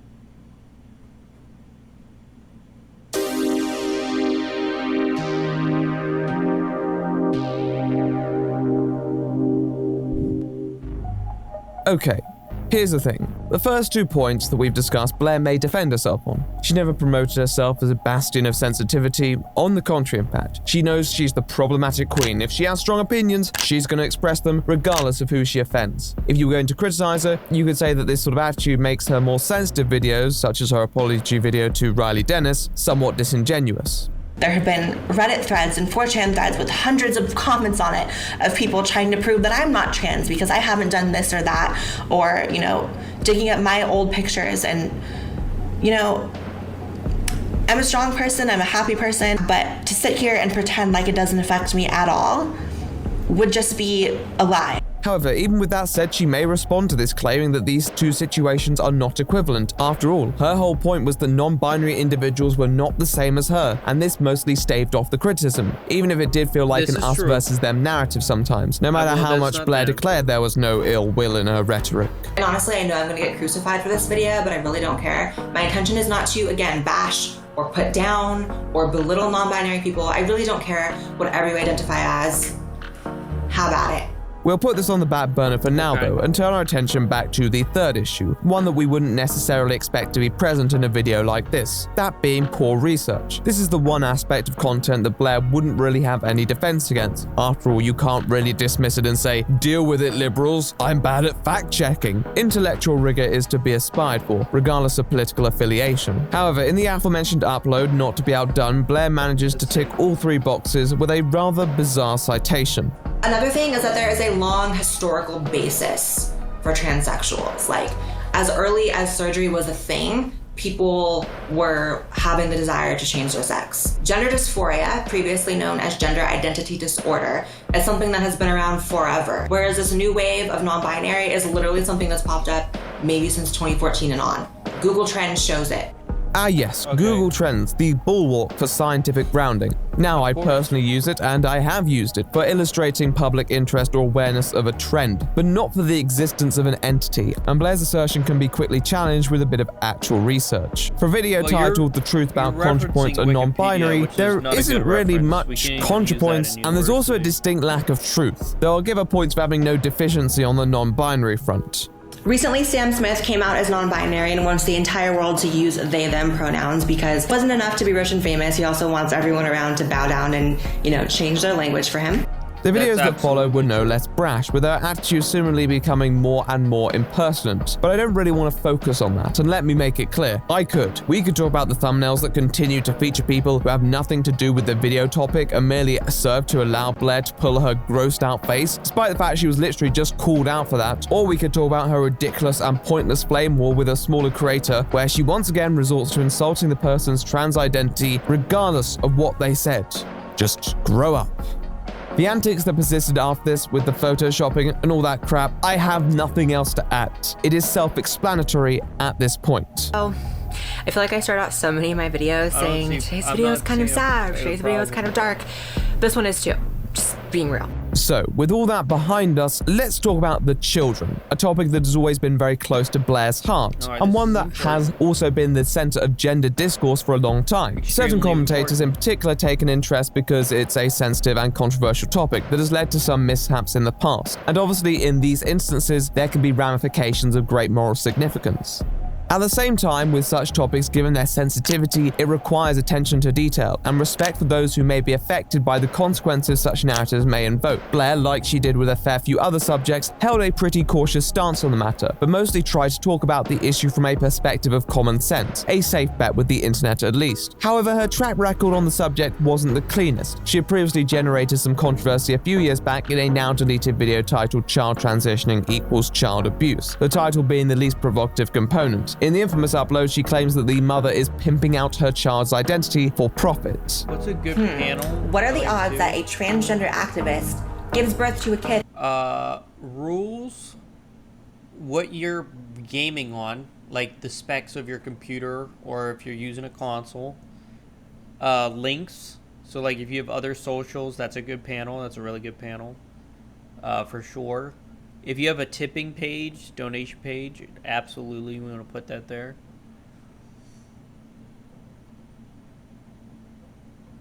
And a little about me profile would be pretty good too. Who ends up being transgender. Shocking coincidence, right? So then the question becomes, was she an ideologue before or after her kid became trans? Well, her pinned tweet is of her doing a public talk years ago in which she explains how her child transitioned at 4. A really quick Google of the mother shows that she's been doing press and interviews and talks for years about her kid. And I'm sorry, but this just reeks of pimping out your kid. She also has her own organization called Transparenting. She sells t-shirts. I mean, this is lucrative for her, and I'm sure that this cover of National Geographic is just her big break. This was not just debatable, but frankly preposterous, and research showed that the mother, who was the prime recipient of these characterizations, was practically the antithesis of everything that Blaire alleged, leaving many to arraign the creator for inducing a tidal wave of hatred against a person who was merely trying to support her daughter. But okay, that was 2016, Blaire. This was 2019. I'm not gonna give a spiel. Wrong. She shouldn't have let her do that. What, 4 years old? Just too young. Can't fathom. Real bad idea. about the fact that she had a wider audience now because we know that doesn't play a large role in dictating her narrative, but allow me to give a brief preamble about this situation. Essentially, just under a couple years back, a child became the center of a political tug-of-war after the divorced parents disputed their gender. The father in this family claimed that the mother was forcefully transitioning one of their children against their will, setting up a page and fundraiser to fight the custody battle after a jury ruled against him. This caught wind in the media and online conservative circles, causing the issue to become quickly politicized as well, with one allegedly highly incriminating clip making the rounds, in which the child claims the mother told them that they were a girl. You're a boy, right? No, I'm a girl. Who told you you're a girl? Mommy. Blaire decides to weigh in on this matter. After all, her personal investments run deep, and she delivers a decisive verdict on the clip in question. So you guys, this video to me is, I don't even want to get emotional. It's so sad. I think first of all, you know, children going through custody battles and, you know, being weaponized by either party or both parties and just going through that is so sad. And adding in this transgender layer, but you know, I have to be honest, a child saying, my mom told me I'm a girl, okay. Without context, now I've been looking into this story, and right. many people are saying that this child has been coached and is being forced into this, and just based on what I have seen, I have to agree with that. That is personally my opinion. She then moves on to the regular narratives about the transgender community and the discussion about putting children on hormones at the age of 7 and the dangerous consequences it can have. The institutions who have supported this and pushed it through and caused a great threat to this child who is far too young to make such a decision for themselves. I don't know. Sometimes I seriously lose faith that trans people will ever be accepted into society and integrated into society when just the insanity that comes out of the community is so constant. I don't know, I just feel like we never have anything positive coming out of the community. I feel like it's always, if you don't date me, you're transphobic. Yes, 7-year-olds can decide to transition. Yes, male athletes who popped 2 estrogen pills should be able to compete against women and demolish them. Like, when is the community going to step up and realize things are going too far and regain some credibility here? Because it's not looking good. It really isn't. Honestly, the biggest thing for me, this is just like a kind of different rant, the biggest thing for me is that the trans community seems to have no self-awareness of how they're viewed by the outside world. They literally have no clue. A lot of these people are so caught up in their own sort of discourse and people who agree with them that they don't realize how insane it sounds that a 7-year-old is having his gender changed legally, is going to appointments for puberty blockers, and they just think it's so bewildering that anyone could possibly, conceivably think, should we slow down just a little bit? No, transphobe. Like, it's just disgusting. But here, Blaire was engendering much more trouble than any of the people that she seems so concerned about. I'll say this, you know, in the off chance that the mother of James is viewing this video, I don't want to come across as I am attacking you. In fact, I would like to publicly reach out via this video if you watch it and say, let's have a conversation. I would love to talk to you. I am not some random internet troll. I am not some anonymous person on Twitter. I am not some hater. I'm a trans woman myself, and if anything, I've walked this path that your son and yourself may seem to think is the right path for him, and I'm actually willing to talk to both of you. But it's okay, I guess. At least she's willing to have a discussion. Well, Blaire, let's talk about it. What, did she actually go and have the discussion? Well, this is interesting. You know, it's so sad, but I hope to God that James lucks out in the sense that he grows up and truly is trans and also doesn't want a family, because those are the only 2 circumstances that would validate the choices being made for him right now. Is if he both is really trans, to which he won't regret the medications, and that he doesn't want kids, because it already seems to be decided up for him right now that that's the case, so. Before it was circulated by a load of conservative outlets, creators, and even some on the liberal end of the spectrum, this whole story was pretty comprehensively investigated by a creator called Timber on Toast, who quashes most of the narratives put forward by those in favor of the father. You should go and watch that one after this, but he shows that the dad in this instance is by no means a helpless passenger losing his son, but someone who instigated a lot of trouble which was practically rebuked by every medical professional who supported the contrary perspective. Dr. Johnson receives a letter from the child's father in which he makes allegations about the child's mother. This letter is ignored by Dr. Johnson, who sees the child and diagnoses them with gender identity disorder. Following the diagnosis, the medical center tries to contact the father to keep him involved in the process. He delays scheduling an interview with them, saying that he is gathering information he wants to present to the head doctor. The records show that he never followed up on scheduling that interview. The therapist confirms the diagnosis of gender dysphoria, which was made by Dr. Johnson, and advises the mother that instance is by no means a helpless passenger losing his son, but someone who instigated a lot of trouble which was practically rebuked by every medical professional who supported the contrary perspective. Dr. Johnson receives a letter from the child's father, in which who sees this, the medical center tries to contact the father to keep him involved in the process. He delays scheduling an interview with them, saying that he is gathering information he wants to present to the head doctor. The records show that he never followed up on scheduling that interview. The therapist confirms the diagnosis of gender dysphoria, which was made by Dr. Johnson, and advises the mother that it would be better for the child's psychological well-being to socially affirm them as Luna, which is a girl's name that the child has chosen for themselves. The therapist advises scheduling another appointment when the child is 8 or 9 to discuss whether or not hormone blockers are an appropriate measure to take. By this time, it transpires that the child's father has contacted Dr. Johnson, Child Protective Services, Genesis Clinic, and the follow-up psychologist, making allegations to all of them that the mother is abusing the child. He states that he suspects the mother is suffering from Munchausen by proxy, the very same mental illness proposed by Dr. Michelle Cretella, the lady quoted in all those articles I read about this case. None of the professionals who received the father's letters find his allegations to be credible. This information can also be found in court documents published around that time if you're fun enough to read them. And I'm not saying this necessarily makes the mother a saint or that this whole hubbub even has a bearing on the child's identity, which has now probably been completely disrupted by political figures sticking their nose in far too deep to a case they have no knowledge of, and interfering with a court case which has been deliberated and heard out by a jury. However, once again, a preconceived narrative was pushed as truth without question. I mean, hell, the governor of Texas basically complained that his own judicial system wasn't working well enough. I love you. Please leave a comment. I want to know everyone's thoughts. Please share this video as well. I feel like this is extremely important. Blaire was a part of that, and she of course doesn't have the mainstream draw of any of the figures who took to Twitter to make known their outrage, but it was once more wrapped in those points of view that tried to make her look like this disillusioned observer and frustrated moderate that was becoming more and more tiresome by the upload. And honestly, even wearing what they want, if I'm being completely honest, I don't have an issue with that at all. But the mother has been going to consultations for puberty blockers, is quote, not ruling it out, and it seems like this boy's fate is already decided. You know, I do believe 7-year-olds can experience gender dysphoria. I was one of them, but no 7-year-old is prepared mentally, emotionally, anything to make the decision to go on puberty blockers and then hormones and then live as a woman at 7. You also see in the court notes that there is no concrete plan for the child to go on hormone blockers.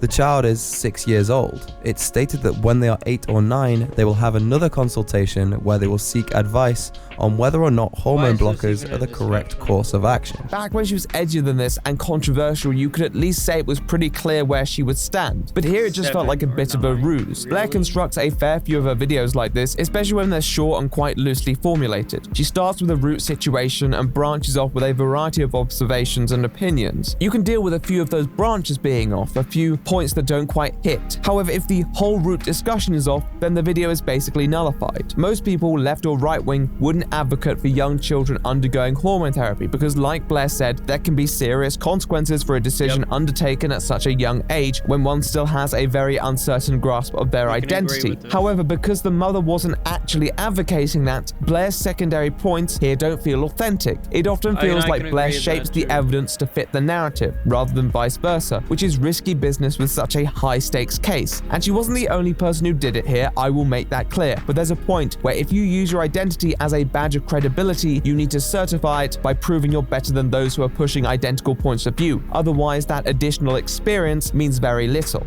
Now I'm transgender and I had feelings of gender dysphoria at that age as well.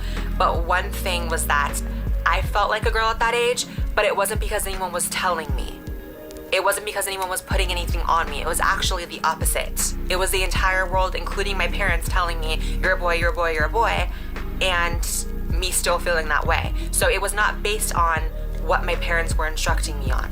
So that's incredibly worrisome, in my opinion. I think the problem is perfectly embodied in a situation like this, when you have a common sense position. Many viewers, regardless of political background, will be in unison that a mother should not force a child to transition against their will. But Blaire utilizes the case and pushes the narrative of the dangers that transgender extremities within the ideology will produce. Blaire's assertions appeal to mainstream audiences because the positions they're rooted in are moderate by nature. That's the catch. But she's validating this stance through a manufactured scenario. Sometimes she picked up the narrative from secondary sources, such as the "I'm a predator but it's okay because I'm trans," where she once again echoes many claims that this individual received early release from prison because of their gender identity, which was later contested. I'm gonna read this headline to you. Convicted pedo to be released from jail after becoming a woman.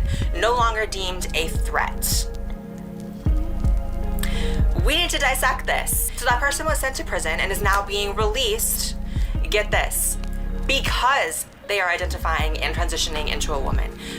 Literally because, and I thought that can't be the reason. There has to be maybe like, I don't know, good behavior or an exoneration. No, this person still did what they did, but is getting released because they're on hormones and, according to the judge, no longer deemed a threat. So apparently the recommendation for Josie to be released was based on the fact that Josie is on hormones, estrogen, and apparently now doesn't have a high sex drive, and so they think it's a low risk future offender, and that they're confident Josie's not going to offend in the future. Side note, I love how she states that parole isn't about the risk of re-offending 30 seconds after lamenting that this individual wasn't released for good behavior, which of course has nothing to do with the risk of re-offending. It's the same routine, moderate position. No one's going to agree that a person's sentence should be shortened just because of their gender identity, but on further investigation that appears to not be the case. However, it's that P word again that seems to not make a lot of people think twice. I'll defend Blaire on the front that a lot of the facts were only easily accessible after she had released the video. However, the same can't be said for her exposing games to a transgender person video, which includes her own interpretation of personally collated research. Tiffany proclaimed on her social media that her child now,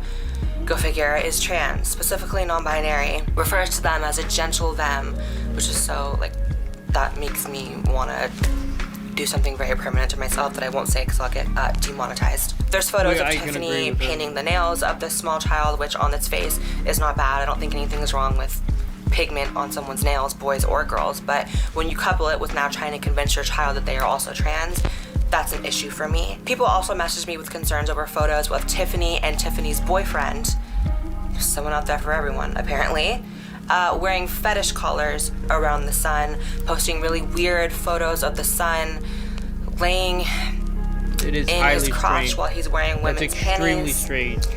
Yeah. That whole thing is so bad. All of that's really concerning, really as well as a bunch of photos of Tiffany seemingly posing very seductively in bed with the kid, and like, you don't want to attribute something, you know, nefarious that isn't necessarily there. But when you couple it with all the other things, and the fetish collar and the weird picture where the kid is in between the lap and the women's panties, and, you know, it's just very suspect, and I'm not making any direct accusations here, but I think it's something worth looking at. Now, there are many causes for concern when it comes to Tiffany's social media conduct and parenting skills that I would raise, but none of these explicitly prove what's denoted in the title. Hell, Blaire's own video seems to state this, but once again, the video's presentation of the word predator and ultimately inconclusive evidence of a person who I stress is with their child is a massive stretch. The use of the word predator is no longer just being used to play towards that mainstream audience. It's a word that provokes strong feelings and universal condemnation. No one wants to defend a predator, but how low are you willing to set the bar? And I hope to God that things are not as bad as they seem to be just based on social media. But what we know about social media is that it's like the highlight reel of people's lives. So a fair proportion of what Blaire presents as moderate has been first distorted to appeal to the moderate crowd, though a lot of the time it is unclear whether it has been distorted before Blaire has interpreted the content or not. Although Blaire has her biases, she may just be a bit susceptible to them. To say definitively that she's actively neglecting due diligence, you'd need a bit more solidified evidence that she was misrepresenting the content that she depicts on her channel, henceforth undermining so many of her precious narratives. And that wasn't exactly there yet. Still one day left in 2019, and I feel like 2019 was no one's year. I feel like no one is making it out alive this year without some sort of cancellation, some sort of scandal, and I'm a little shook. But it seemed that we were about to receive it.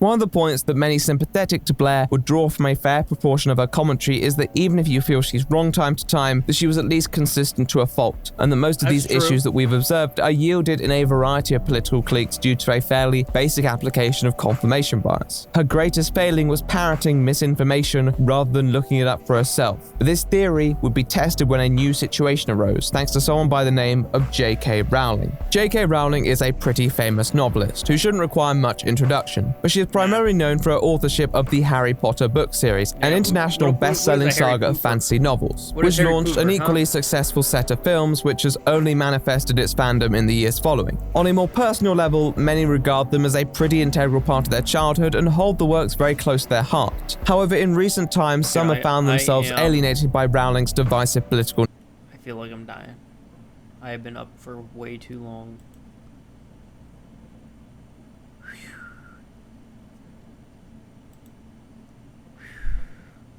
Lose my train of thought.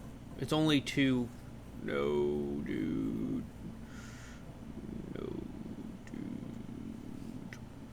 nature. What sort of convictions were these? Well, you may be shocked to find they were related to gender. Of course. Yes, despite having socially liberal views on many issues, she began to attract disapproval from some online after expressing support for Maya Forstater, an individual who had lost an employment tribunal after her relationship with the business was discontinued due to statements the firm had deemed ill-suited for her position. At the time, it was implied that she had been sacked with immediate effect, and some headlines also understated the extent of Forstater's comments. But even with this information publicly available, Rowling didn't back down. White was also someone who advocated for Forstater at the time, and a few days later would make a video defending J.K. Rowling's comments. J.K. Rowling is actually someone who has traditionally been referred to as very woke, someone who is very much favored by the type of people who go out and call everyone transphobic, so I was really curious as to why everyone was saying this. And apparently it's because of this tweet. "Dress however you please" is the first line. Not seeing any issues so far. I feel like that is very agreeable. Who disagrees with that? I don't really know. Call yourself whatever you like. Okay. We're choosing our names out here. Love it. Now, as noted, there wouldn't necessarily be a huge issue with Rowling's tweet if its presupposition was correct. Most people took issue with the fact that she backed someone who many found held unsavory ideas that were unbefitting for a position, and the fact that the inference followed that certain gender identities were merely about how one dresses. Now, one thing that I will say is that there was a lot of misinformation on both sides that muddied the waters unnecessarily. However, the hearing in question did not rule against Forstater on the basis that she believed sex wasn't real. More on the fact that she was judged as believing that trans women were not women, and pronouns aside, she would not refer to them as such, even if they were recognized otherwise officially, and that her take on the matter was deemed absolutist, henceforth possibly yielding behavior that could be seen as hostile to the work environment. Maya's beliefs were repeated throughout the trial, even when explaining her misgendering of a non-binary person, continuing to misgender them, I'll add, something else which Blaire harps on. In fact, managing to misgender this person as well. Now, it's going around that Maya actually was on Twitter and misgendered a trans woman. And I'm gonna put that trans woman up on the screen, and I want you guys to tell me what pronoun you would probably naturally use for this individual. Right. Okay. With all this said, you can still disagree with the ruling and think that she should be free to express those opinions on her social media 100%. Without fear of reprimand. The judge does acknowledge that there are shades of grey in this case, and I think they can be observed when reading the court document. In fairness to Blaire, she recognises this, is critical towards Forstater, and expresses her opinion of the information available to her. But I also will say, it's my opinion that these are not beliefs that I think should warrant someone being fired for their job. I understand it's a private company and they can decide who has the values that align with themselves, and that's totally fine. I respect that, right? I respect the company's right 100%. But two things can be true at once. You can respect the company's right to hire and fire as they see fit, and also think it's kind of a lame reason for firing her, in my opinion. I personally don't think the jury is out on a lot of these issues that we're debating and talking about, and so I feel like we should be allowed to have them without fear of risking of losing our jobs. At this time, she also takes a moment to affirm her stance on J.K. Rowling. I do not think J.K. Rowling is transphobic. I think she's probably someone who is paying attention to this culture war happening on gender. And if we're just basing off of her tweet, I don't see anything transphobic in her tweet. That was a big reason, her simply stating that biological sex is real. And if we're getting to a point where we can't say that, girl. And to be honest, maybe Rowling was misinformed, but that doesn't prove that she was outly transphobic. So Blaire concluding on this point was a safe bet, especially for her audience. However, as always, Blaire set a benchmark for her opinion, and that meant she was going to defend it pretty staunchly. However, this would be tested as Rowling's fiascos escalated. Essays were published, tweets were posted, heated interactions were shared, some of which certainly seemed questionable on the writer's front. However, Blaire maintained her stance, framing the author's outlook as mostly misunderstood by those who wanted to simplify it to one that could easily be classified as bigoted, without the nuance or respect it deserved. Conservative and liberal, the world is definitely right now divided into people who can have a meaningful, nuanced conversation about sensitive issues and people who can't. That's it. That's the division I see these days. The conversation gets very muddied because people who are on the outside looking in at this whole fiasco happening, they really do think trans people are turning on J.K. Rowling and don't like J.K. Rowling anymore because they think J.K. Rowling is transphobic. But I want you guys, the next time you hear someone talking about how transphobic someone is, please pay attention to who is saying it. I think I know what transphobia looks like. And try as... Have Bob Band Fan followed. Yo, thank you for following. Be your friend. How's it going, my new best friend? How's your sub, Habbo? All right, Habbo. I didn't forget.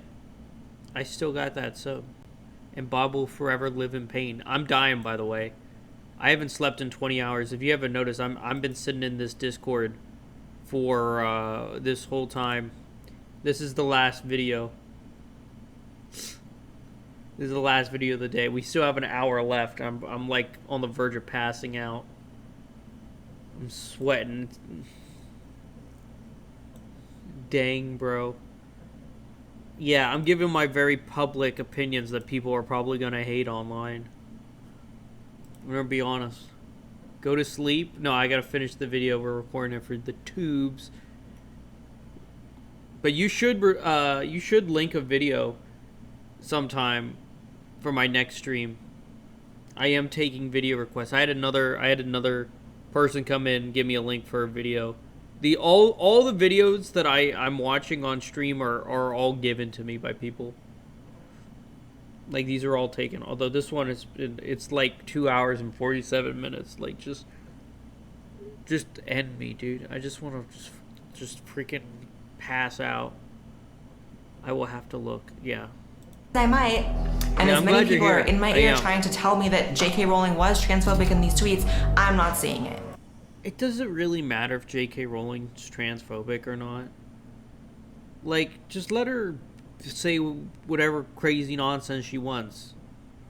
How does that affect anyone else?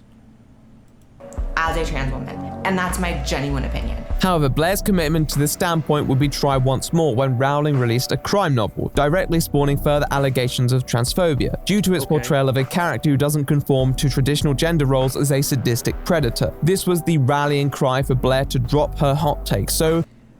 By the way, Hobo, I literally had no idea. Dude, I want to watch Deadpool with Bob so bad. I can't wait until this weekend. We're gonna do it. But dude, I had no idea who this woman was before this video. And I think I got to know her entire life. And I don't know if it's for the better. It's debatable. It's like an insane amount of effort went into this. In typical form, she uploaded a video declaring she'd read the book and that people were once more overreacting to a simple detail. How could we doubt such an informed observer? This time everyone is up and... You missed a lot. We went from Dr. Phil, a video about Dr. Phil, to a Korean drama, and now a trans woman. That's been our stream. About her new book being released called Troubled Blood. And just a heads up, I read the book. The concept of being a transvestite makes a very quick, brief, fleeting appearance in the book, and it's extremely unimportant. It comes in the form of one line in the book, one page. I wouldn't be surprised if someone sent you something on Dr. Disrespect. I wouldn't be surprised either. I actually do know who Dr. Disrespect. I haven't got anything. We had a video on Mr. Beast yesterday, where the killer is described in one of the instances of him snatching a woman up as wearing a disguise of a wig and a woman's coat. That's it. I'm not kidding. That's it. That is everything to do that you could even remotely, if you really stretch your mind, sort of bring that to the idea of transgenderism.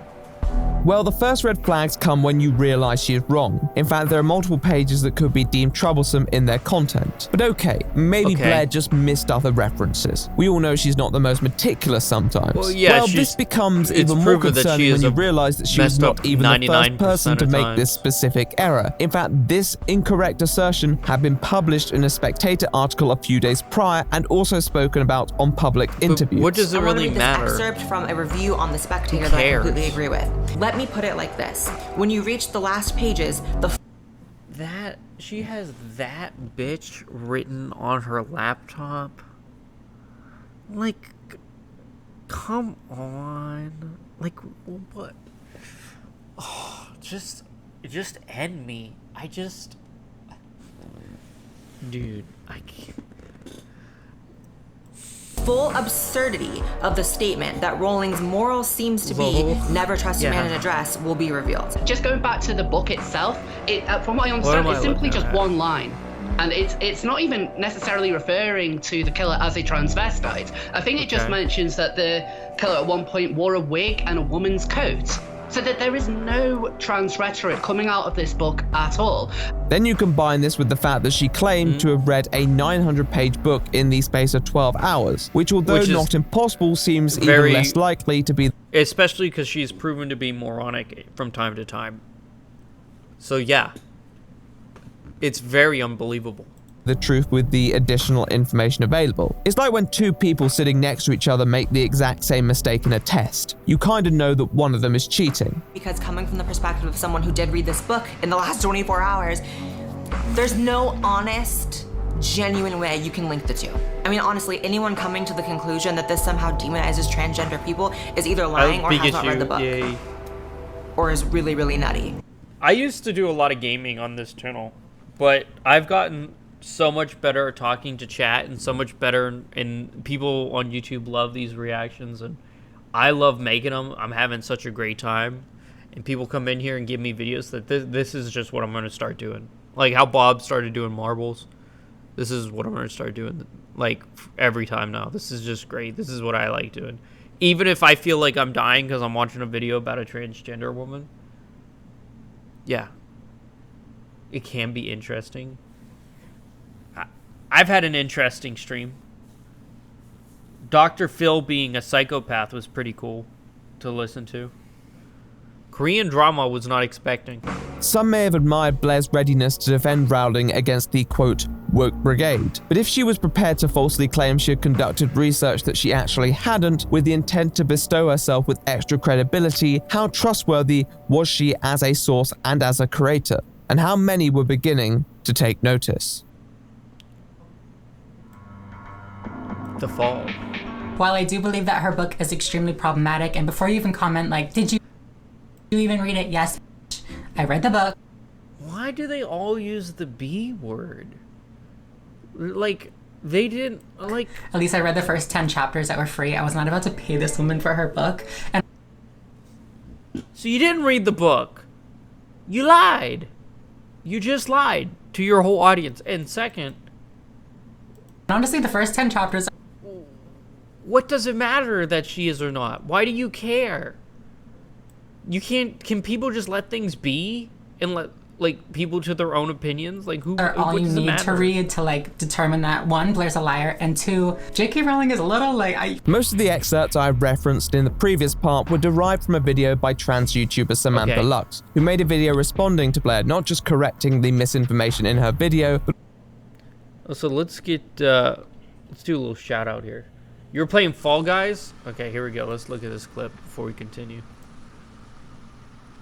Fortnite. 1.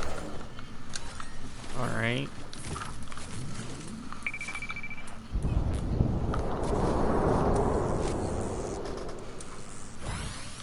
Okay.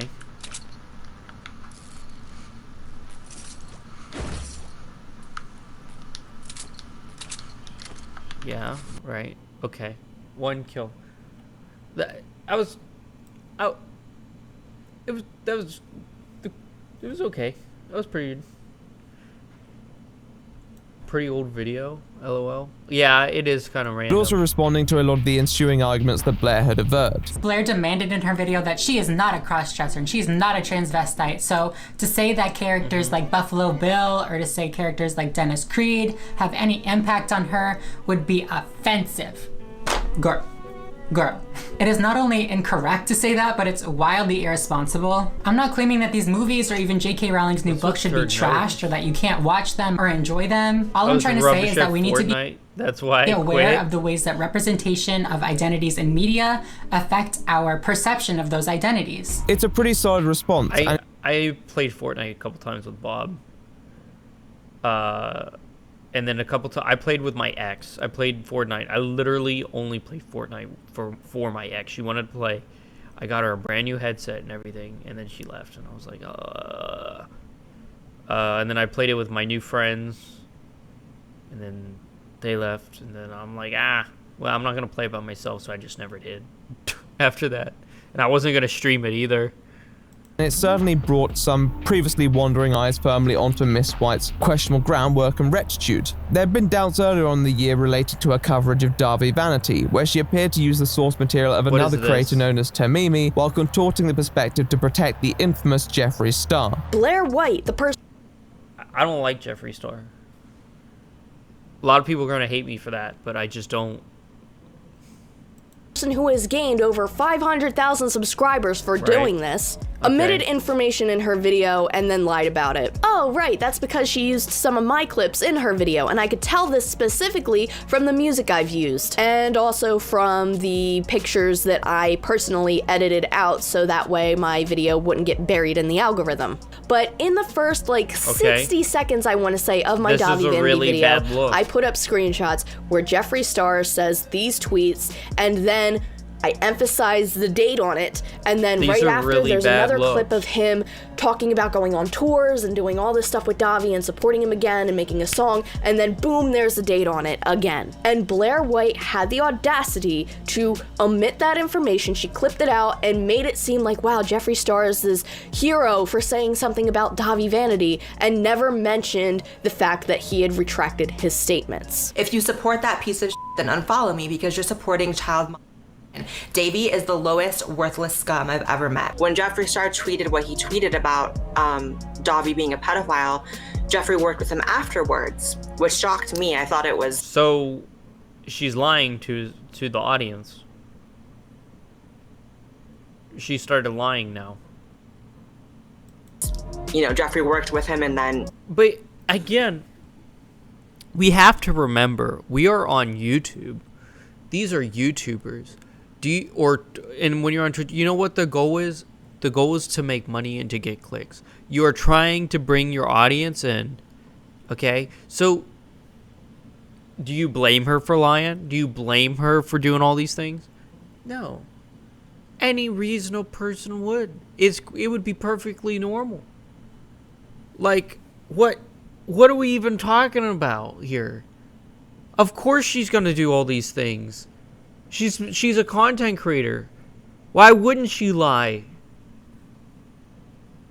Like, it was just a matter of time. Tweeted that and then it was over. What do you mean you didn't have all of the facts? They were right there, 20 seconds into the video of mine that you downloaded for your video. That's a lie, Blaire. At the time, however, in spite of the pretty irrefutable evidence contributing to this pattern, this didn't seem to affect her reputation too much. Right. Partly because the original video included this as a chapter rather than as a dedicated subject. And although a more popular video was also posted on the subject, some people struggled to follow it without the background information. Combine this with the fact that this was still a footnote in Blaire's greater video, and she was exposing someone rather reprehensible nonetheless, and most people appeared to let it slide. She would also appear to go against Jeffree Star in a later video, though some found it slightly convenient. It covers James Charles and another unnamed YouTuber, and it's a very uneasy upload to say the least, with Blaire mostly rambling, once again feeling like she was attempting to find a reason to publish a video with a snappy title, but ultimately culminating to very little. What? You know what I'm saying? Like, if this is my first interaction with you and you feel comfortable enough to tell me this, thinking that I'm just gonna be in on this little game and complicit and he. No. That's something serious. And yes, it did take me a month to do this video, but that's because I have been scared. This is something serious. Get out of here.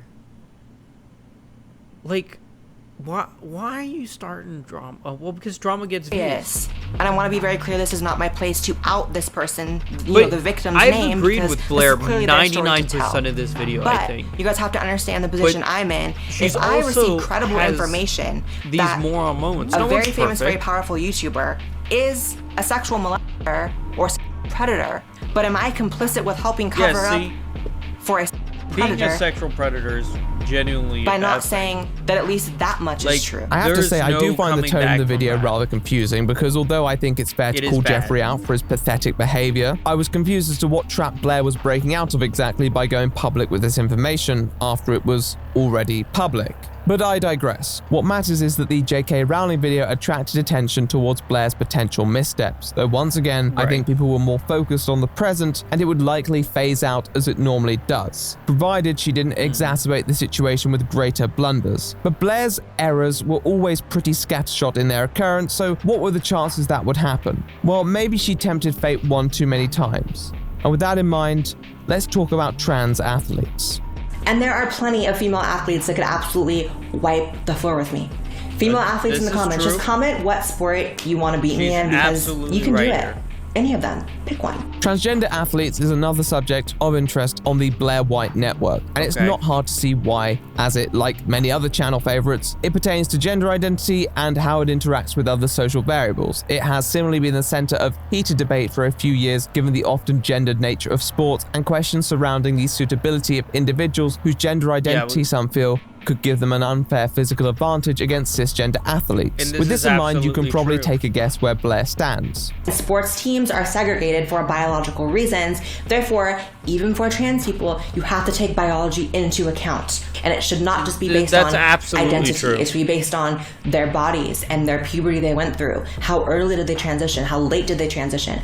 I think all of that matters. Well, little surprise that I would be pretty pissed if there was a really... Like, if I was a woman and a man disguised as a woman,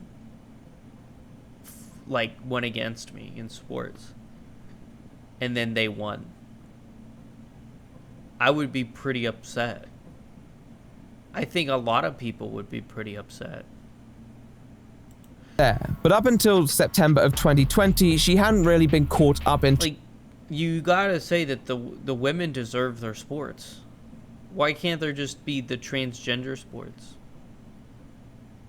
Like anyone in that community should have their own section. Too much controversy, mostly holding her own within the discourse on the affair, partly accountable to the fact that there is still some ambiguity within the public sphere, even on the more liberal side of the political spectrum. Therefore, it must have seemed like a routine upload when she decided to criticize a transgender powerlifter for competing against women, despite the visible bodily superiority. The bigger point is the idea, the concept of Janae competing against biological women is... This is an unfair comparison. Are these two going up against each other right now? Ludicrous. It's almost intentionally ignorant. And anyone who thinks that that is some sort of level playing field so what she's saying a liar. Is true, but it's not. I mean, the audacity of anyone to pretend or insist that there are no very obvious benefits that Janae, as someone who developed completely male well into her adulthood, would enjoy when competing against people who did not develop male, is insanity. She metaphorically tackles the person at the crux of this curious case, Janae Marie Croc, and moves on. However, there was one little hitch. And something we don't often see is that Janae actually went back post-transition and competing against men just because, I guess. Like, it was kind of like... She's gone back and forth competing with men and women based on I don't know what. I mean, that's just a dick move. No pun intended. No, it's not, because now she's inhibiting herself. She is it's going worse, it's going to go against her to go to other people. This was all fundamentally untrue. Yes, Kroc had long made the commitment to not compete against women, but okay, Blaire made a false assumption. This isn't new territory. Well, you see, the information that Kroc would not be competing against women under any circumstances was actually written in one of the posts that Blaire references. In fact, it's in the post that Blaire uses to push her point Janae Marie Kroc is competing against women. Up until that point in the video, although it had been implied, she'd mostly spoken about Kroc's involvement in women's competitions, as if it was a hypothetical. With this post, she solidified that assumption, when really, reading that post should have debunked it. Not soon after the upload, Kroc posted a comment on the video and a separate Instagram statement expressing her dismay at the misinformation being disseminated and the consequences it could have. This was also picked up pretty quickly by a fair few online, with creator Sam Collins uploading a response to Blaire around a week after, primarily covering this mishap alongside other prior incidents. In spite of this criticism though, Blaire did not respond. This was not out of the ordinary for her, she was used to being castigated by communities. This time though, the outrage didn't subside. In fact, as she appeared to provide people with radio silence, their annoyance only grew, demanding more accountability from someone of her size. As the videos and comments piled up, it became clear that this was something that had to be addressed, and in mid-October, 2 to 3 weeks after Janae's initial comment, the video was finally removed. At this point though, a mere retraction wouldn't suffice for many viewers. She had already caused excessive harm and that needed to be rectified, not just for her sake, but for the sake of the affected party. At the same time, as some began to take note of her other transgressions that had previously flown under the radar, the backlash began to augment in new ways, and some began to wonder how much Blaire had to apologize for. So I want to be as clear and upfront in this video as I humanly can be, because I have essentially disabled myself from being as clear and upfront as I need to be. Well, we were about to find out. The apologies. Blaire released two apologies, a text version and a video copy, the text version coming on the 15th of October and the upload coming approximately a fortnight later. I assume this was because some had felt the Twitter format was not extensive enough in the audience that it would reach, because as themes go, neither diverged too much from the counterpart's core message. She made a mistake, a fundamental shortcoming in research. She never published it with the intent of deceiving anyone, and that since she had become conscious to these failings, and now has been taking these steps to resolve the situation with Janae, transferring the AdSense money she had made from the video after it had been deleted. With that said, there are a couple curious observations that one can make on closer analysis. I've always found the "unlike many trans athletes" a rather strange comment. I'm not entirely sure what the intention of that interjection was, whether it was to shoehorn in a political point or to try and make sense of her misguided assumption. Regardless, there's no way Blaire would know how many trans athletes compete against cis athletes, or if it's a majority. But anyhow, the main issue is actually buying her response that she could have sincerely missed this information when it was readily available to her. But she at least admitted it was sloppy. In the text post, she announced the hiatus, which is formally concluded with her video. So she's clearly taken a bit of time to refine her thoughts and provide her viewers with a more lucid reflection in certain aspects. Weird background, I'm on a work trip and I'm doing my best to film with no light and just weird hotel vibes. So I want to be as clear and upfront in this video as I humanly can be, because I have essentially disabled myself from being as clear and upfront as I need to be in the recent weeks due to me going offline and not having any social media apps on my phone. But now that I'm logging back in, I'm seeing a sentiment of people who definitely want me to talk about this again, but this time in video form, and I actually want to as well, so I'm here to do that. 2 weeks ago, I posted a public apology to someone that I highlighted in a recent video of mine, which is now taken down. It was a video on trans athletes. In this video, I highlighted a couple different trans athletes, and I talked about upcoming legislature that's like relevant to the topic. But long story short, one of the trans athletes named Janae, I really fumbled her story. I got her all wrong. It is for no other reason than my own lack of due diligence and my own lack of sufficient research on her story that I said that. I genuinely did think it did not come from a deceptive place. I was under the misconception that she competes in both men and women's leagues. She corrected it and said actually just men's leagues. And to be frank, there is just no problem anymore. Excuse for that kind of inaccuracy to be present in any of my videos, and I definitely never wanted to happen again. I took the video down, and I also, once I got paid from YouTube just a couple days ago, I actually sent her the totality of the AdSense revenue that I accrued from that video. She also explains her delayed response, yielding from her reputation as a bit of a renegade to many who chastised her, and how it influenced her perception of the criticism that she was receiving. Also, I know that some people are critical of the delayed response I had when I great. apologized to Janae, and for that, I also have to say I'm sorry. I think the unfortunate thing is it took me a lot longer than it should have to differentiate between valid criticism and hate. And it wasn't the right thing to do, but I think that for a minute there I had my blinders on because I'm so used to sort of, you know, I do controversial topics on every video. So there's always people mad. And I think to a certain extent, I was almost just in this rhythm where like, post a video, people are mad. Post a video, people are mad. But this time, obviously people were mad for a valid reason, and it was always valid, and I should have recognized it even sooner. However, her reflection appeared to have obscured her memory on other fronts, as her J.K. Rowling ebook had now become a physical copy. Being a long, obnoxiously thick novel of J.K. Rowling's for research to doing such incredibly subpar research. But you also on the said you read video, the whole but book. I did, and it was So dumb, you lied. and I am sorry. It was slightly ironic that this statement followed after a persistent contention that she would not lie intentionally, but I understand why she used this as an example to try and emphasize that this was an exception rather than a chronic issue with her content. But here's the problem: it does seem to be a chronic issue, and it couldn't be stressed more than in this scenario. As just a learning opportunity to implement that in every area of my life, here and in my real life. I'm not infallible. I'm most definitely susceptible to getting things You're wrong. definitely not the Pope. And We've it's really how determined that. you respond to it once you do get it wrong that makes all the difference, and I totally get that. In the context of the video it's presented in, it's a reasonable response. We've all made mistakes. We've all made videos we regret in hindsight, content that we would have done differently, and for anyone to act holier than thou in such a situation is hardly justified. Unfortunately, with the information available on her previous actions that she had simply not addressed in the past, it became increasingly hard to fully trust her account, especially with the J.K. Rowling gaffe in mind. It would be easy to read this as her only choosing to respond when she actually faced consequences for her inaccuracies. She had lost over 20,000 subscribers by this point, and although such a sign may make you more conscious, many more cynical views felt like her hand had been forced to save her skin. At the time, though, many were simply not aware of this and welcomed her apology with open arms. She didn't necessarily need to make a video statement, so what she provided was a solid step up. However, not too long after, the tides once more began to turn, as the content of those critical of her began to accumulate. However, the fatal blow could be attributed to someone by the name of D'Angelo Wallace.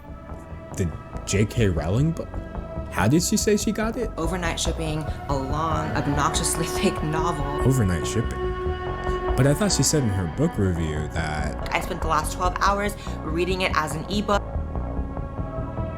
Oh, that is true. She lied. So she didn't read it. D'Angelo Wallace had been mostly known for making videos on subjects primarily involved in more tabloid drama up to this point. Pretty comprehensively, I'll add. Though I'm not going to stroke his ego too much, as he's probably watching this video right now, so he knows what he does. His video on Blaire White served in part as a documenting of this pattern of behavior that we've discussed throughout this episode, but also took the time to respond to her admission video, pointing out what a more casual viewer may have missed, drawing unparalleled amounts of attention to an abundance of inconsistencies, causing many to flood the comment section of the videos with these observations and swing the like-dislike ratio in a much more unfavorable direction.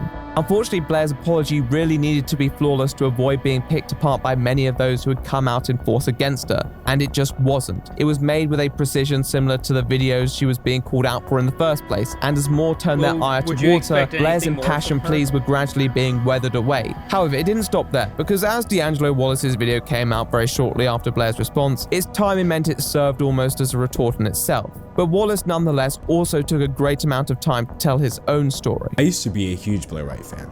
I personally disagreed with her conservative opinions, but that was never what she really centered her content around when it comes to YouTube anyway. I mean, she is a writer for this conservative publication called The Post Millennial, but as far as her videos go, she mostly just provides a perspective on things that happen that's alternative to the ones people typically run with, and I found that fascinating. What I'm trying to say here basically is like, I was super transphobic when I was watching her content. I'm not saying like, oh, I was raised this way or I didn't know. I legitimately believed that trans people were irrational unless they were exactly like Blaire White, and that's insane. His upload, spanning just over an hour, addresses his parasocial relationship with the creator in question and deconstructs her appeal as a supposedly transgender spokesperson for the community, ravaging the fabric of many of her principles and asserting that much of her content was built on belittling other trans people who didn't match up to her standards. Here, or the one thing here. It's this entire pattern. And now when I think about the fact that she has gone after somebody like Janae Marie Kroc, who absolutely fits the description of being non-binary and says so, I'm nearly positive that Blaire White has done this on purpose, because it's what she's always done since 2016, is try to make these people look bad so Blaire can feel better. This not just shifted focus towards the inconsistencies in Blaire's content, but also towards what many found in her, particularly those who may have placed her on a pedestal previously. Sure, she had always branded herself as problematic, but I think many still held her in higher regard than the light that a lot of these negative videos cast her in. Even the ethos of her predator exposés were brought into contention. All of a sudden, the significance of her apology video was dwarfed by something greater. The issue of whether her content had been tainted by the same toxicity that had been illuminated in this debacle. D'Angelo would argue so, but was that the entire story? Well, let's talk about it.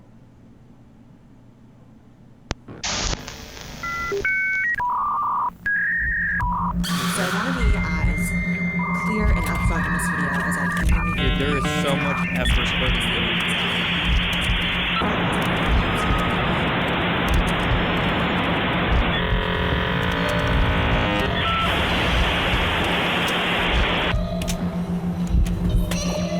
Her credibility went through the dumpster after that. D'Angelo approached Blaire White from the perspective of a former viewer, and even supporter of Blaire, and this created a case that was very compelling in itself. In part 2, I want to look at Blaire White's track record of mistakes and what they say about the kind of person that she is on YouTube. And I want to do this from the perspective of a former fan. His video walked us through the process of realization, many of which he had only come to understand himself somewhat recently, being told with a harsh sense of self-reflection and consequently provoking the question for more conscientious audience members who may hold their creators to high account. The fact that he doesn't pull any punches against his own past self means that he does not need to compromise on his own presentation of Blaire. I mentioned earlier that I used to be a pretty big fan of Blaire White, but when I stopped watching her, I didn't just unsubscribe. I stopped and questioned myself and had to evaluate why I was ever subscribed in the first place. I could claim that it was just because I wanted to hear the opinions of a trans person, but if anything has become clear by now, there are much better people on the platform who can speak up for their trans experiences. But this personal connection within D'Angelo reached Blaire White viewers who themselves were prone to disillusionment. And as people began to experience this epiphany through the lens that Wallace presented, some decided to make known their dissatisfaction by using the only physically tangible method they have beyond likes and comments, taking up their qualms with the unsubscribe button. In the comment section, beyond the many expressing shock at some of Blaire's actions, others wrote to confess that they themselves had been won over by her rhetoric without considering it seriously. It seems that D'Angelo's message had effectively broken through. But why though? After all, much of what she was being called out for was hardly surprising, and the catalyst for all this hullabaloo was a research error that most would probably feel isn't worth crucifying someone over. Hell, it wouldn't necessarily change her viewpoint as long as there were grounds for it to still exist, which as noted, there was. Look, I don't know if I'm in the wrong, but I don't think she's really done that many bad things yet. Like, compared to the Dr. Phil video I just watched, Dr. Phil is a freaking monster compared to this.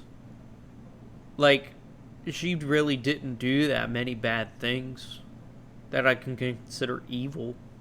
Where Dr. Phil literally threatened a mother and a pregnant woman with heroin. Like, what are we comparing here? Of content, well, I know that casually saying the N-word with a hard R means you're definitely racist. It's literally use the N-word with a hard R because they're angry at someone and they scream it at them. I don't care, and I'll be super honest. I like do that when I'm playing video games, or I do that if I like stub my toe. I do that, so I don't really care. And that's not a problem either. If you come from a family, like in the middle South or whatever, and you're in the privacy of your own home, or like you're not offending anyone, no one's around, like whatever. This is a whatever statement. Once again, she can say whatever she wants. She's like, who cares? Scream things out of anger, you scream the N-word hard R. Yeah. Sometimes. Yeah, sure. Oh my god, okay. I didn't see her address there you go, those in whatever. the Truth About My Racist Past video. Go back a few years and you had one of the most prominent commentators on YouTube arguing that slurs were completely acceptable. And whether you like that or not, the truth is that it's not a deal breaker for a lot of audiences. So beyond this and D'Angelo's ability to relate feelings and responsibility to those watching, how did this video show Blaire up to the point where she was hemorrhaging subscribers faster than she was before? I really do feel as though this is sort of a very simple, natural consequence of sort of the entirety of the trans community, their activists, and the wokies, as we call them, really plugging in their ears at every ounce of evidence that people are constantly trying to give them that, like, look, it's not about hating trans people, it's not about, like, having horrible feelings towards them, it's literally just, this isn't fair. And it's obvious. Can you guys please address this? And they just don't. Well, I think it comes back to the root theory, not just regarding her videos, but herself as a whole. She bases a lot of her assertive persona on the stances she takes and the fact that she has a grasp on them. She walked that balance of being the outspoken person who isn't afraid to say it as she sees it. But if that's not how she actually sees it, if her vision is that obfuscated, what grounds does she have to say it? How can you justify all the jibes and snarky comments without the grounds? At that point, you risk reducing yourself to an edgelord with no greater purpose than to stir the pot. People questioned how she could sincerely hold the beliefs if she wouldn't properly evidence them. On a more serious note, many felt with the misinformation that she purported, this could lead to false beliefs being held about marginalized groups that may drive bigotry and discrimination. This also compromises elements of her demeanor, because when you reverse the logic, you realize that everyone she has characterized as being unreasonable activists who hated her because she was spitting facts may have actually just been critics who were irked by the alleged mistruths propagated in her content, and her status as this pariah becomes much more apt. The shoe is on the other foot now.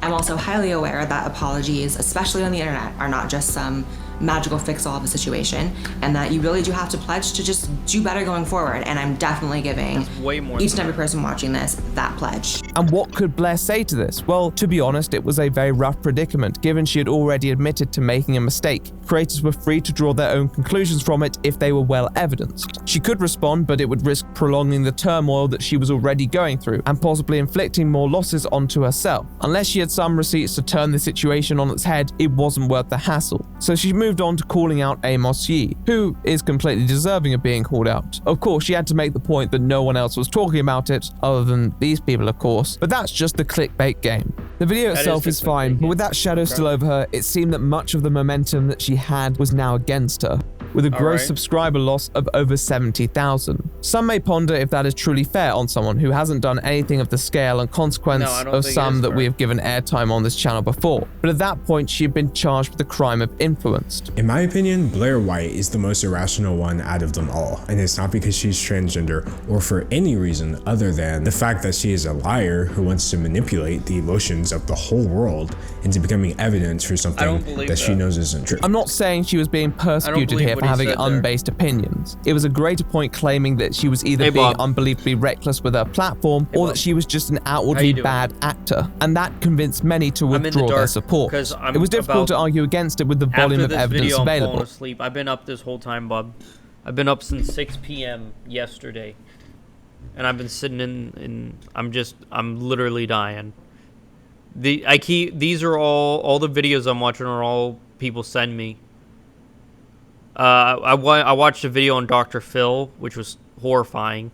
Then I watched a video on a Korean drama, and now I'm watching a video on Blaire White, who's a transgender woman. It's pretty interesting. They're all pretty interesting. I think I'm the having most a good disheartening time. But I have the lights out because I feel like I'm dying. Fact was the revelation that very little had changed over the years which had passed, even if it was presented under a different guise. Blaire had gravitated from the outdated cliques and certain viewpoints of 2016 and the trouble they would often instigate, which was great. However, this ultimately worked against Blaire because whereas in past situations such as the Riley Dennis case, the behavior could be chalked up to certain communities and environmental factors causing a perception to be colored, it became apparent to many that these shenanigans transcended external variables. Even as she moved into the mainstream eye, she perpetuated a lot of these issues, even as some had warned her. Again, she's in this very video, you've shown that she writes articles for a magazine online, and like an online magazine. Of course she's going to know how to falsify media. Of course she knows how to make videos. That's what she's good at. That's what she does. Like, it is a no-brainer. This is common sense here. Like, why are we getting upset at this person? We should all know that's what they do. And called her out. And her opinions aren't necessarily wrong. Not all of them. She just does extremism. She makes it extreme. To that then get more followers and viewers. Had time to fix this, and ultimately it was a Blaire White problem, which is why she suffered to the extent she did, and why videos like D'Angelo's hit as hard as they did. As a matter of fact, many commentators had clearly cottoned onto this, because they were all choosing to come up with their own hypotheses for what personal motives drove Blaire to act in this way, latching onto the examples of invalidation to push another fairly common hypothesis we'd previously considered, the good transgender person. I cannot even tell you the thousands of emails, thousands of comments that I got from people who had literally no understanding of trans people before that Jessica Yaniv story, and when they saw my video calling it out, and they realized that I'm trans calling it out, their perspective was changed 1,000%. Displaying that she isn't crazy. And suddenly they realized, I shouldn't have painted an entire community with that brush, and this girl seems normal, this girl's cool, and that was what happened. Like, no, there are normal trans people out there who don't believe all these radical things. However, this only really addresses a personal philosophy that may drive certain aspects of her beliefs, and risks overlooking the actual conduct that landed her in this jam in the first place. It's a jump that ignores a few steps, and I'd like to take a moment to step over them myself, because I do believe there was a bit of disparity in what people actually believed here. Bear, how's it going?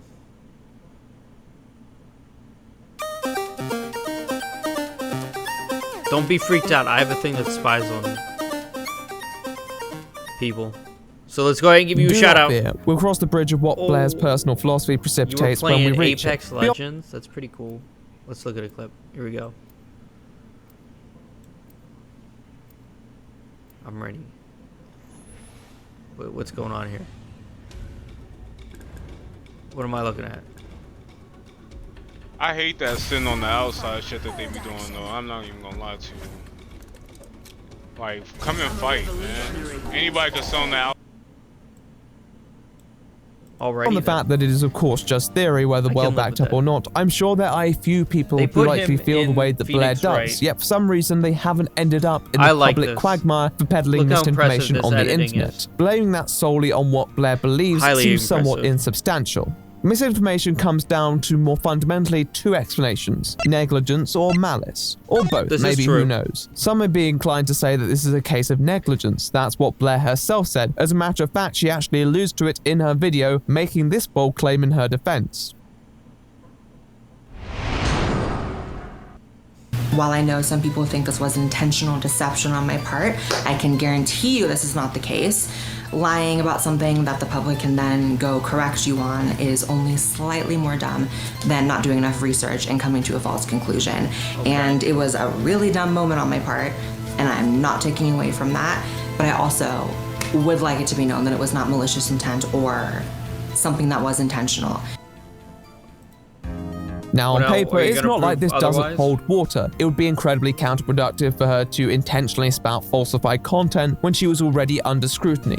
There were other examples that would have been more appropriate, examples she had referenced in the past herself. To some, maybe Blaire's biases had finally conquered her. She went into the video with a perspective first and didn't pay mind to any information that would actually counter this, and could have easily prevented this faux pas. It wouldn't have been difficult to find a new subject and uphold her point of view, right? Well, I suppose it depends on what point you believe she's trying to make.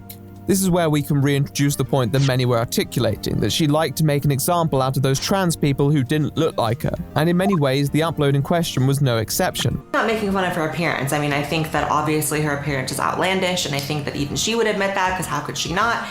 But okay, so she is not making a problem of her appearance and then directly does it, but at the same time, this is her opinion, so who cares? That's not the point. The bigger point is... This was one of the comments that many harped on when criticizing her. It felt like she was going after an individual on the basis that a person did not appear as orthodox as she did, and this is what motivated her to single out Janae. Was this enough for her to discount information that would serve to the contrary? Well, some would argue that as well, especially given only the video before many believed that she had lied about reading a book she never did, especially given it was a lie that she subsequently repeated in a video where she expressed remorse. If lying was easy, then how could we trust her intent on any other front? Well, the truth is that you can't, but does that definitively mean that it was an act of malice? You see, her comments about J.K. Rowling's book was definitely one to bolster her credibility, and likely views as well. It was daft and would justifiably prompt one to question the integrity of future comments about her tenacity. However, this is mostly a disposable comment, which although she shouldn't have made, also wouldn't have had the greatest implications whether she had actually read the book or not. In fact, if she had her facts straight, nobody would have any reason to disbelieve that she read the book, even if she didn't. It's easy to make an aside comment to try and outperform fellow commentators in the algorithm. That doesn't mean you're capable of knowingly twisting information about other people that could, in reality, be borderline defamatory. However, you could also respond to this by saying that Blaire had been called out for this behavior on a continuous basis. There are more than ample warning signs that her research was not sufficient and that she would regularly either dismiss this criticism or sweep it under the rug. Now, to be honest, I wouldn't necessarily expect her to address every individual mistake, when she wasn't the only person who fell foul to fake news. However, the fact that she clearly was aware of certain incidents and reacted to them, such as the drag queen one for example, should have been an indicator that she needed to tread more carefully, but it never felt like she did, and that made it much harder to defend her. However, the question still begged, what did Blaire really have to gain from being so They would intent? call her out for being, like, changing her ways just because she was called out already, so they're gonna recall her out. Like, absolutely, that's what would happen. So no, I think she once again did the right thing, just trying to ignore the problem. Intentionally dishonest. Well, I guess the obvious one would be clout from pandering to an audience's ideology. In the case of some creators, they'll find a niche, realize they're somewhat limited in their scope, and begin twisting or stretching stories to their audience tastes, even if that means not being completely transparent. There are some cases where it feels like Blaire did this, such as the Trump hat in Hollywood. However, by 2020, I wouldn't say that her audience had a collective credo, and she could have easily taken a more moderate standpoint and not been strung up. She'd done that before with the transgender bathroom issue and not been criticized. So it does point to something personal and arguably possibly the most malicious explanation, the idea that Blaire was trying to indoctrinate her viewers, using content calling out predators to advance her moral standing, and then capitalizing on that with dangerously slanted opinion pieces based off dubious sources that she knew wasn't the case. This would indeed be a very ruinous portrait and would certainly explain at least a fair majority of what we've discussed. However, it is also based on assumptions whose verity we can't be certain of. It goes on the pivotal assumption that Blaire knew she was lying in each of the stories, which although plausible is not the sole explanation.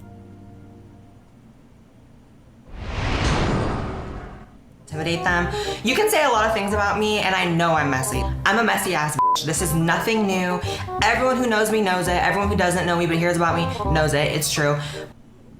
Many of Blaire White's videos emanated the high school goss energy, and Blaire's demeanor similarly matched that. She never appeared to be openly vitriolic towards anyone, but she constantly walked the line very precariously, blurring the boundaries between idle-minded errors and intentional manipulation. The failure to provide proper information and omit a lot of relevant facts appeared to be a result of laziness of research, and the fact that she based a lot of her material off other creators who were also heavily biased. She'd come in with her own preconceived narratives and not question the intent. Her controversies often showed her as being impulsive, petty, and in a way self-interested, but not really in a particularly calculated manner. To paraphrase Blaire a bit more unflatteringly, one would expect a person to be a bit smarter if they really wanted to take advantage of their audience in such a way. I'd say the greatest lie that Blaire has maintained is this idea that she is some high-research creator who is working behind the scenes, when really she's just a T-YouTube who talks politics. With that said, there were other situations such as certain response videos where it became very hard to believe that she'd missed information, or cases where it seemed she was presenting slanted points of view. The fact that she leaves next to no references means that people can't fact-check her as easily, and may make one question why she does it. Maybe she knows her sources are a bit unreliable.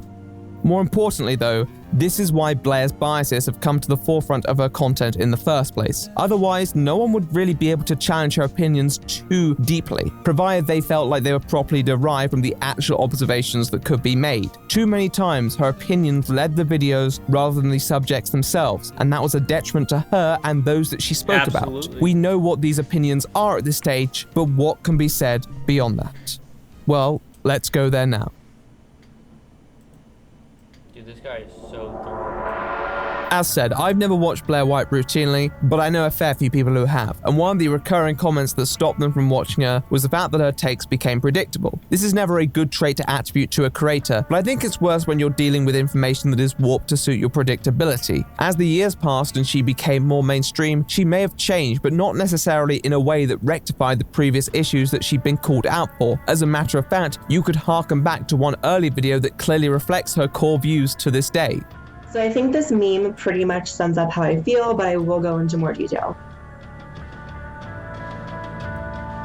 So yeah, I think all these identities are largely bullshit. I think they're super arbitrary. I think they're super meaningless. I think people who take them on are usually extremely boring and have nothing else to their personality other than I'm demi-queer, non-binary, gender fuck, special snowflake kin. This mostly unsubstantiated idea that many of the people she railed against in certain scenarios were concocting their gender identities for attention. And you know, on the internet, sure, there are people who go to extreme measures in certain communities, but many of the people she would go on to subsequently make an example of were not people who she had any way of backing up such a claim other than her own prejudices. In her first ever upload during her brief anti-feminist phase, she talks about the differences between how men and women are treated in society. She does reference some evidence-based arguments, but as we noted, talks about her personal experience as well.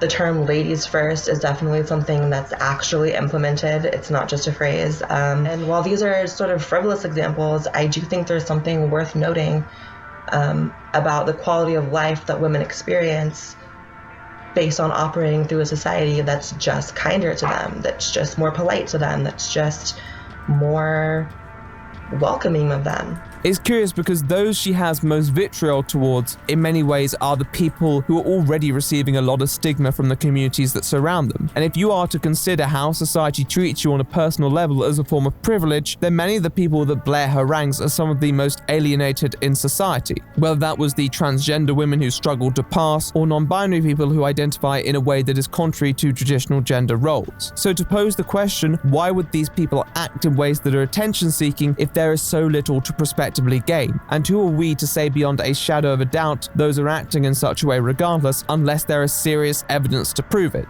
The other point that Blaire would regularly advocate is the one that she doesn't want to be thrown under an umbrella with certain individuals who may not have shared similar experiences that one would consider inclusive of what she feels constitutes as transgender. What really gets me about that is that there are so many different letters in the LGBT acronym at this point. I think we all know it's basically the entire alphabet plus some numbers. So there's all these micro distinctions. This is this type of person, this is this type of person, this is this type of person. But yet for me saying, okay, I'm different than that is a problem. She seems highly insecure about the fact that she may also have to share the spotlight with people who haven't gone through medical procedures, which I'm sure are highly distressing experiences, and I would never take that away from anyone. Nonetheless, anyone who's subjected to additional social stigma for not conforming to binaries like Blaire does is still another form of suffering. Most people would probably just like to live in peace away from that. When it comes to this issue, Blaire says it pretty succinctly herself. And the goal of trans people is to operate within the binary, as in moving from one to the other. She wants to exist within the gender binary, which is good. I'm happy for her. However, it feels like she's driven by this slippery slope argument that the transgender community and society as a whole will just evolve into this totalitarian civilization where everyone announces their pronouns before they initiate a conversation, and those who don't conform will be thrown into the gulag. An exaggeration, I'm aware, but she frames it as if many non-binary people are motivated to deconstructing the gender binary as we know it. Despite the fact that many non-binary people also identify with traditional gender roles as well. This isn't just the case for non-binary people though, this is the problem with Blaire's rhetoric in general, and one that reared its head again with the Janae Marie Kroc situation. That claim that some fabric of what we're used to is going to be lost. And hey, trying to preserve tradition is in part what makes her conservative. I understand that. However, it feels like Blaire's reaching for bogeymen to raise one's level of concern when a lot of the time a situation is more nuanced than it appears, watering it down with notions that she's long established but not necessarily thought to check if it's completely relevant to the point that she's making in the first place. Hell, in a video a few uploads after a big apology where she responds to a video with a person who identifies as a dog, she falls foul to this once more. The only thing I know about this before watching it is that this is a trans man who is also a trans dog. If you think I'm saying this to make fun of this person, that is not the case. This is literally how this person describes themselves. A trans man who also identifies as a dog. 2020, what's good? Bella, look, it's your cousin. The issue is that this person never said they identify as a dog, and a quick watch of the full video will show you that this is roleplay. Pet play is any time that a person takes on the role of an animal and they emulate that animal, either through their behavior or their actions. However, it's put in the original video's title as a bit of clickbait, I suppose, and Blaire just runs with it without demonstrating any semblance of critical thinking and playing into the biases that she's been known to possess time and time again. The identify as a dog thing. I identify as a man and also as a dog thing. Like, it makes a mockery of actual trans people, and y'all don't need me to even tell you that. Like, y'all know. This perfectly feeds into the millions of people on social media. Just search up the terms I identify as. It's like a big joke. Like, it's a joke. Like, I identify as a helicopter, I identify as this phone, I identify as this hairbrush. And it adds such an extra layer that the person is actually, you know, a trans man supposedly. Like, why are you equating, like, why are you doing that? You're blurring lines that I would prefer not to be blurred. And here's the thing, with this in mind, I do think that mainstream media mishandles trans issues in a way that may provoke some people to be defensive of their identity. I've never liked the idea of singular spokespeople for a whole community of extremely diverse individuals, and I do think a lot of them take advantage of the shock value that some may provoke, but you have to see through that. The greatest problem is that instead of merely calling out the coverage of a lot of this content on these failings, Blaire goes one step further and in a way contradicts herself. Now, she does call the mainstream media out sometimes, but then goes on to assume a lot of the stories as prototypical, often using them to denigrate other trans identities, whether she intends to or not. However, I think once you establish the fact that a lot of the time, the media and third-party sources can be highly unreliable narrators in representing your community, you have to consider how they may have changed the perception of a story and where the truth actually lies. Blaire makes this argument that, to put it quaintly, feels like she's frustrated that the attention on certain individuals begins to erase her own lived experience and warp this idea of what the community is really like. But her response is to try and undermine these people's identities, sometimes with the same points that are levied against her community in the first place. It's cruel and counterproductive. No community is going to represent identical experiences. No group of people is even going to share all of them together. We are different. And I don't think people in any community should need to compete for validation. Does that mean they're the same? Of course not. But does that mean that a person can't share a label that many believe to be inclusive anyway? Hell no. I don't think Blaire accomplishes anything by putting people down in such a way, and the fact that her points aren't well grounded makes her own biases even more blatant. Maybe there is more work to be done, but I don't think Blaire ever presented a solution, and I don't think she's changing. But what changes should be made? It's easy to sit here and point out the problems, but what's the solution?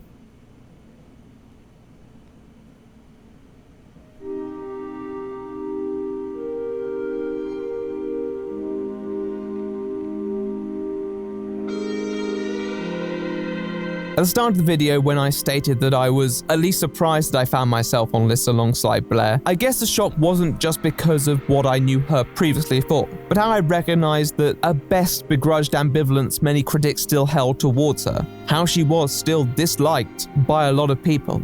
Yeah. The issues were still prevalent, and I think it made her position more vulnerable given the number of those who looked to her for reasons other than her politics. I questioned a lot whether I should make this part in past or present tense, given the fact that a lot of it is obviously retrospective, and she has definitely mitigated some of her rhetoric. However, Blaire has continued to slip up in delivering information, at the time writing most recently with a story about a person by the name of Barbie Kardashian, who is worse than Jessica Yaniv. Nice little throwback reference there. The star of today's video is someone by the name of Barbie Kardashian. Yes, this mugshot is real. This is not a creepypasta. That's really bad. And this story is probably the most disgusting and disturbing instances of a trans person being put into a women's prison. And I say trans person in quotations. You will see why this person is basically Jessica and Eve on steroids. I would say on hormones, but that's not the case. The video once again circulates information from very slanted websites and doesn't really address the actual situation, including this picture which lacks a source. After some reading, I'd say the allegations against the woman appear to be true, though they're taken from a report which keeps the original individual anonymous, but it adds up. The mugshot may be true because the Garda did release one to its officers, however one site just said they obtained it and no one questioned it. However, Blaire, once again falling foul to the pseudo-common-sense position, implies that a take on this matter is the moderate one. I think there are problems with both ends of the extreme, and so I'm going to offer some solutions in this video that are outside of that. I know a lot of people, maybe even that are watching this video, are more comfortable with keeping it simple in their minds, which, you know, biological sex you're born as, that's what prison you go to. And then other people are going to be more on the extreme of, if this person says they're a woman, put them in the women's prison. But these sort of absolutist, extremist positions are what gets us into 99% of the messes we get into in all areas of when it comes to trans people. And for example, me, in their right mind, who would think that if, God forbid, y'all caught me slipping and convicted me of some kind of crime, that I would be best placed into a men's prison. Of course, Blaire, we should have an independent board which assesses when people are woman enough to be permitted to women's prisons. Genius. Here's the thing, and in my... But she's right. I disagree there. I think she's right. She would go into the women's prison. And you do have to judge where they're going. This is 100. She is 100% true. My humble opinion imparts a reason for why so many people in the past took to Blaire. I don't think our philosophy is one that is completely alien, particularly in 2016. Born out of a frustration at certain institutions, individuals, and their somewhat obnoxious doctrines, you see the antics and it causes a gut reaction. A lot of people felt it back then, and some still feel it today, especially when they feel like they're on the receiving end of it. There definitely are people out there who make unreasonable demands of those around them, some who are far too hostile and unpleasant in trying to pursue their causes, and others who I think are too sensitive and far too overreaching in what they try to police. Righteousness doesn't always make you right, and I'll be the first to say that. I think the issue is that even to this day, a lot of us tend to base our beliefs as a reaction to the environments around us, rather than the bigger picture. Okay. Well, ask him. Get him a check or we're shutting this event down now. If you do not listen to her, your event will be shut down right now. Right now. Your decision. Make a decision now. We are going to let you on the mic. Okay. All right, so we are trying to be reasonable. We are trying to be reasonable. We are trying to be reasonable. We are reasonable. We are trying. We're gonna let you on the mic. We are gonna give you the mic. We will, after Senator Sanders. After Senator Sanders. After Senator Sanders. After Senator Sanders. After Senator Sanders. What's going on here? After Senator Sanders.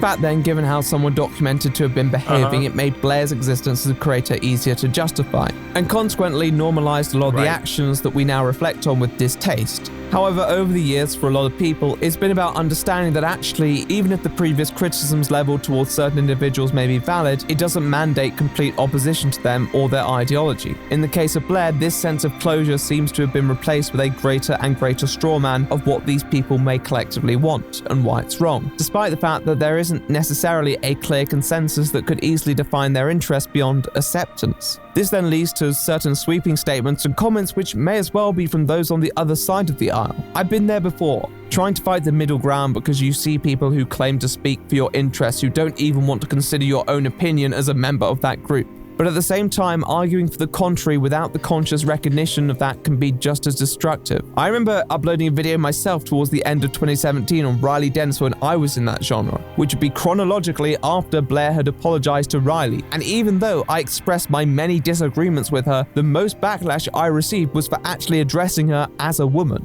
For many in that genre, the damage had already been done. And I think there's a point where you have to recognize that when you position yourself against people, you're just playing into the division that you seem so driven to resolve. Blaire appeared to have that realization herself, but then just regressed back to it, just for a different set of people. In a way, she hasn't changed. She just goes after people who are indisputably terrible and uses it to indirectly demean their trans identity instead. And sometimes she just doesn't even go after people who are terrible anyway. In 2020, the year where I think everyone was just about tired of smoke and mirrors, the extremes we were being driven to, Blaire may have been looked towards as a saving grace, but I think it ultimately led to her position being unraveled because people had enough. Those who didn't believe her position as the creator standing up for common sense was legitimate. Common sense isn't built on one sense of centrism or compromise, it's built on a philosophy that values information, research, and rigorous discourse, whether that leads to positions that are left or right wing. And that's the thing, anyone could go over Blaire's videos, pick apart every time she's wrong, every time she's been reckless or irresponsible, reprimand her, but that wouldn't make you better than her. And it certainly doesn't make me better than her. Everyone f***s up. The difference is that Blaire's problem is one that fundamentally underlines her career on YouTube, her own philosophy, which is continuously laid more and more bare every time she makes the exact same mistakes.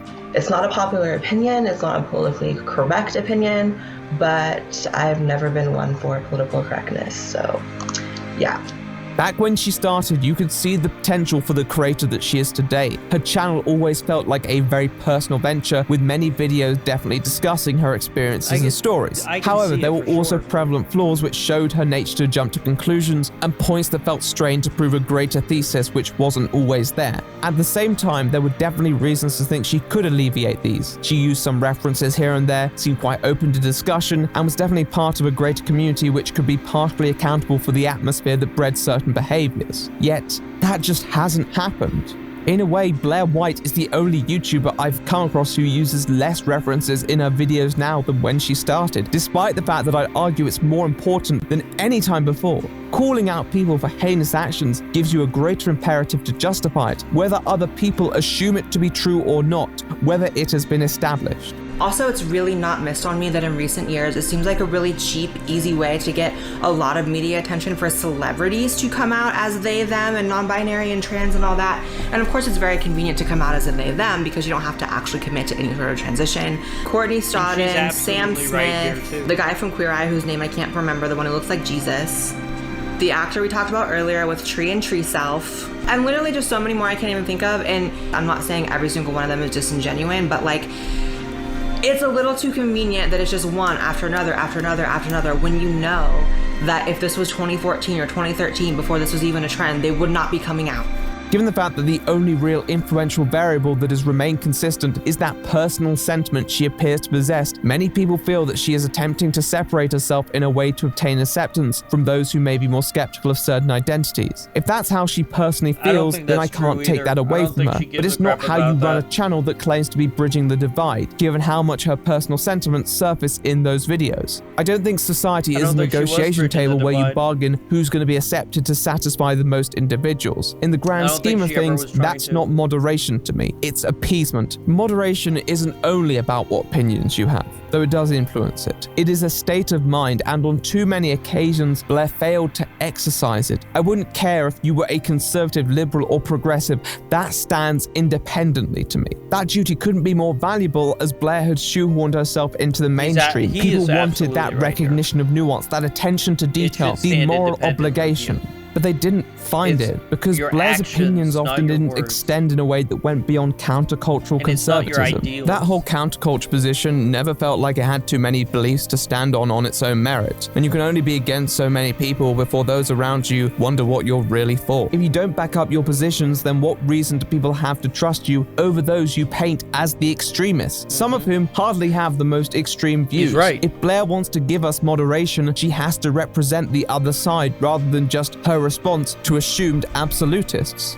there is a discussion about trans people included or excluded from it, and what is the right way to navigate, right? And my friend and I both agree that the trans community as it stands now will never achieve full acceptance, and how we've almost noticed an uptick in like anti-trans people and almost like a resurgence of people who like straight up don't like trans people, don't get it, are very turned off by the community and by trans ideology, and then actually lash out at us like in an anti-trans way. As many other creators have already observed, there are other individuals who cover a variety of trans issues in a balanced and detailed way, and in much more depth, some of whom have gone to lengths in the past to correct some of Blaire's shortcomings. I don't think this means that Blaire's perhaps lightweight content should be banished from the platform, but I think it also has to be done with perspective for what it represents, and at least with an active effort to distinguish what points should be drawn from such an upload. Otherwise, people give it too much consequence in what it could say about communities, and she needs to be more mindful when dealing with the topics that do carry that substance. Blaire needs to be more sensitive on that front, whether she wants to retain that nonchalant, brazen attitude or not. She's still a creator who takes themselves seriously enough to make videos about online scoundrels alongside some pretty strong words.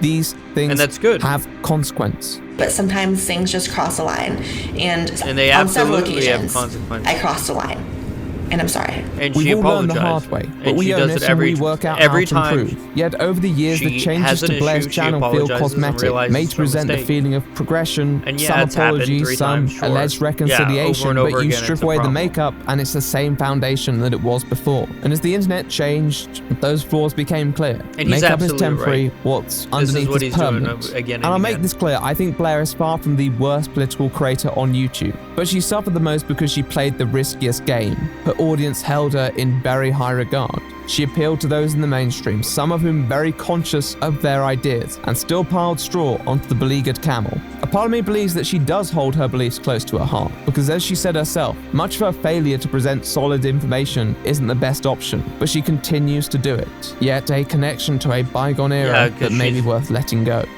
She Through old actually friends believes and what new she enemies says. and the incessant drama. that's Time may something have that you can passed, but respect she her remains for. ever present. And as she does, I hope Wholeheartedly, she you can pays these respect thoughts some her. consideration. The world is changing, and as You we can move respect her towards for that. 2022, it should be clear that moderation needs to be more than just a buzzword. It needs to be backed up. You can't just play both teams or expect your character will be defined off the back of who you call out alone. Blaire set a higher bar than she could obtain and ultimately paid the price for it. Whether she'll continue to do so will depend on how she goes forward. I just hope she doesn't go back.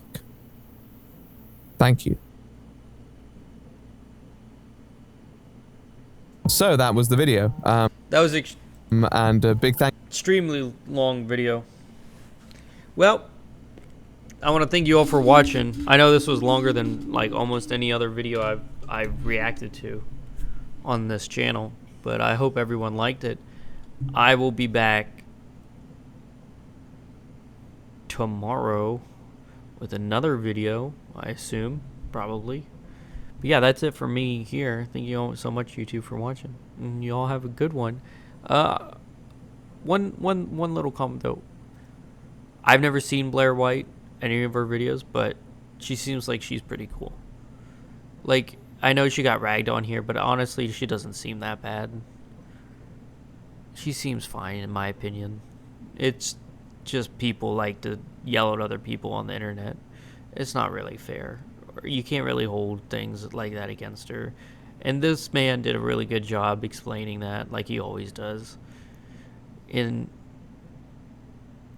yeah, she made mistakes, but I think she did own up to them, and she should be forgiven for them, because I do think that her way of reaching people is unique, and it does give insight when people normally wouldn't listen to her for those things. So yeah. Anyway, thank you all for watching. I really appreciate that.